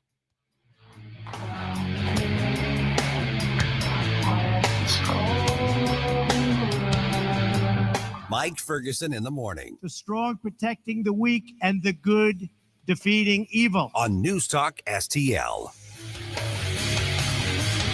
Hey, Jamie Allman here for the Great Window World. You know, just over the last 20 years of Window World being in St. Louis, they've improved the look and thermal efficiency of more than 76,000 customers in St. Louis. Plus, Window World windows come with a lifetime warranty that covers all parts, glass breakage, and labor. And now Window World is now offering 36 months, same as cash financing, with approved credit. Call them today at 314-993-1800, 314-993-1800.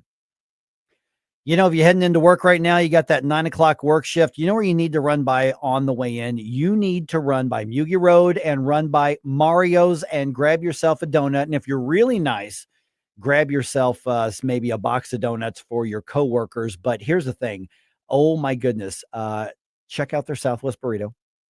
Absolutely delicious. I have not tried this one yet, but they've got a steak, egg, and cheese burrito that looks kind of amazing there as well. So they've got all sorts of breakfast food. And also, if it's after breakfast time, you know what? Run by there for lunch and get yourself a gyro. A lot of people don't realize that they've got that as well. But I am looking over the donuts right now. By the way, when we bring in donuts at work here, it's Mario's. I mean, and they are absolutely beyond delicious. I am telling you, Mario's donut restaurant. And I'm looking at some of the choices. Did you know that they actually have a donut with crumpled up and broken up Oreos on it? They also have a chocolate sprinkled donut, and they also have M&M's donuts and Butterfinger. So yeah, if you got a sweet tooth and you're ready to go crazy, Mario's is the way to do that. Check them out. Run by they're on Facebook. You can find them really easily there as well. Mario's Donut Restaurant.com. They actually do catering for events as well. So be sure to check them out. They're at 2786 Mugi Road in St. Charles, or just put in Mario's Donuts on your GPS. It'll take you right there. This is a perfect day to get yourself some donuts. It's also the perfect day to say, you know what? A gyro sounds really good for lunch. So Mario's is the way to do that. They are open until 3 p.m. Once again, 2786 Mugi Road in St. Charles. St. Charles County, get ready. Smoke 70 is now open in St. Peters. Grand opening specials that'll make you say, holy smoke. 420 pre-rolls for just $4.20. Eighths for only $20. Full ounces at an incredible $70. Mention News Talk STL and get one free pre-roll. 92 Spencer Road, St. Peters. Call 636-248-2792. Smoke 70. Once you see our prices, it's enough to say, holy smoke. Hey, firearms enthusiast, looking for a family and veteran-owned shop with a wide selection of products and services? Head to DG Firearms, 115 Business Highway 61 North in Bowling Green. DG Firearms has been your one-stop shop for custom ARs, Cerakoting, laser engraving, gunsmithing, suppressors, ammo, and reloading supplies. DG Firearms, 115 Business Highway 61 North in Bowling Green, and online at dgfirearmsllc.com. On the next Larry Connors USA. When the war with Israel and Iran actually comes to an end, what will be left of Iran? Larry Connors USA. Now weeknights 6 until 8 on News Talk STL.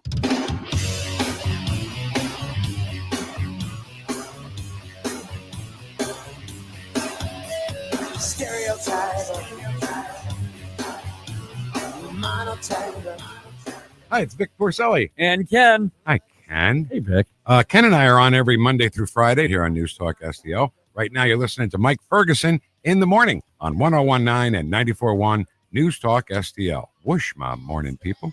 All right, we don't know what's going to result in the Iran and Israel conflict. We're keeping our eye on updates. You can go online. The AP and a bunch of these other news sources are posting. I have not read it last couple minutes. Jerome, do we have anything new? No, the last update that we've gotten so far was 24 minutes ago. The internet in Iran and the entirety of it is down with no formal explanation given. We could probably assume what happened. I don't know that we necessarily need a statement to know what probably happened there. Yeah. And before that, about an hour ago, a giant plume of smoke was seen in the eastern parts of Tehran. So potentially another airstrike had happened. And then Israel is changing some of their restrictions that they had for Israelis to have to stay in Israel as they are trying to get people from the EU and other parts of the world out of Israel for their own safety. So. Right. And Secretary of Defense Pete Hegseth is testifying before Congress right now on the conflict and what could potentially happen with the U.S. at this point. We can check in with that real quick here, see what he's saying. Our military. Second, we're rebuilding our military. 25 years ago, our military was unchallenged, yet we squandered that advantage as China carried out an unprecedented military buildup. President Trump is correcting that. We're reviving our defense industrial base, reforming our acquisitions process, rapidly fielding emerging technologies and new weapons to meet the challenges of the future. This budget invests $25 billion in Golden Dome. So this for is more America. of a general state of the military thing, but obviously a lot of questions with the fact that it is happening with Israel asking for the United States to join their fight directly against Iran. So I'm sure that there's going to be a lot that comes up with that as well. All right, 8:52 right now. If anything does happen in the next few minutes, we'll get that to you. Then obviously, if it happens later on today, Vic or Jamie or Tony or Tim, because Chris Arps is not going to be back yet. He's on his way back to town. Thank God. But he's not going to be back just yet. Okay, let me. I'm looking through one of the websites I look at every day is Red State. Obviously, great website. We great radio we show. have people from Red State on all the time. We've got kind of an unofficial partnership with Red State. And I saw one of their articles, like basically, Rockstar speaks out against Donald Trump. Okay, whatever, that's fine. That happens all the time. And I'm thinking, okay, so it's like Bruce Springsteen, something. No, it was some band I've never, ever heard of, but he's making a little bit of headway because of, one, how stupidly arrogant this complete nobody is. And two, he decided to target Christians in particular. That's always a smart move. Right. So it's a guy named Ronnie Winter, whom I've never heard of. And then it's a band, again, that I've never heard of called something like the Red Jumpsuit Apparatus or something like that. Yes. Okay. Red Jumpsuit Apparatus, which until about 4:45 this morning, I had never heard of in my life. Yeah, they were a band, I think it was around 2008-ish, maybe a little bit before then, that they had one big radio hit called Face Down, which the song itself is pretty anti-domestic violence, which is good, but I can't even think of any songs or any relevance that they've had at all since that hit came out. Right. And so he goes on social media with this clear sense of self-importance and puts his Trump derangement syndrome on display. And so prepared to be lectured by a guy who looks like he weighs about 87 pounds, talking tough and telling you what's what. Here's how it went. Look, man, the thing about being woke is you're awake. And once you're awake, you can never go to sleep. And not only has nothing changed, but everything they said was going to happen to woke people has happened. You have done nothing but prove them right. So here it is again, in case somehow you missed it. Hi, I'm Ronnie Winter. I sing for the Red Jumpsuit Apparatus, and I actually follow what Jesus says. If you're a Christian and you're watching this and you voted for Donald Trump, shame on you. You are not allowed to come to my shows. I don't want you there. Don't come to my shows. It's awesome that you love Face Down. It's not for you. It's not your song. Okay? It is not your song. If you voted for Donald Trump, do not come to my shows or ever, not just like these 4 years. Don't come to my shows because you're going to hear a lot of woke propaganda and you're going to hear like the actual words of Jesus. You're going to see a lot of acceptance from all areas of life and races. And you're just going to see a lot of like harmony. Okay? That's not what you're about. Okay? Don't come. Refunds are available. Forever don't come. Goodbye. Here's what cracks me up is like, I'm in charge. I'm the boss. Don't you know who I am? Well, the answer is no. He's like, well, in case you missed it before. Well, yeah, because I have no idea who you are. I didn't know that you existed. But you are going to do what I tell you to do. Don't you know who I am? No, Pipsqueak. I don't know who you are. And the funny thing too is you know why woke people go to rock concerts, right? It's to hear the words of Jesus. Right, Because if we know anything exactly. about the liberal loony left, is that they are absolutely all about religion. Oh wait, no, that would be our side that actually cares. So not only are you trying to alienate anybody that would listen to you on our side, but you might also be alienating the people that are not open to that sort of messaging on your side. Yeah, So, and here's the thing. By the way, we're in agreement. I'm not going to your show, which again, has anybody ever heard? Anybody, I mean, you've heard of that song, but you told me you didn't even know they were still around. I cannot think of a time where even their big hit has been on the radio. And I listened to that I've never exact heard. kind of music. See, I've never heard of that song. Yeah, it's insane. Now, Jay Coase quotes the famous Kamala Harris quote, "Don't come." Yes, deal.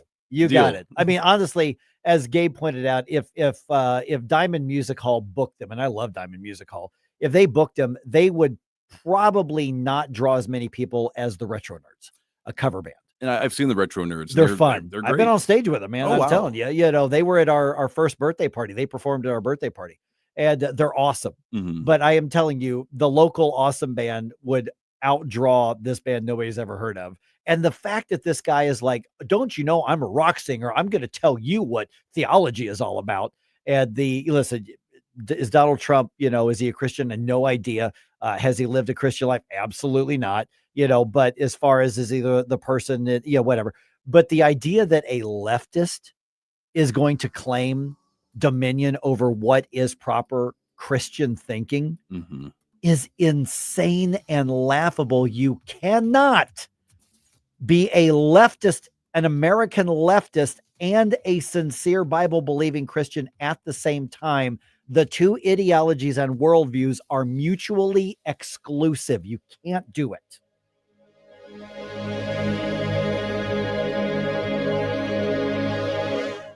Life's too busy for home maintenance hassles. That's where Nicole Whited Home Concierge Services comes in. From coordinating contractors and managing yearly maintenance appointments for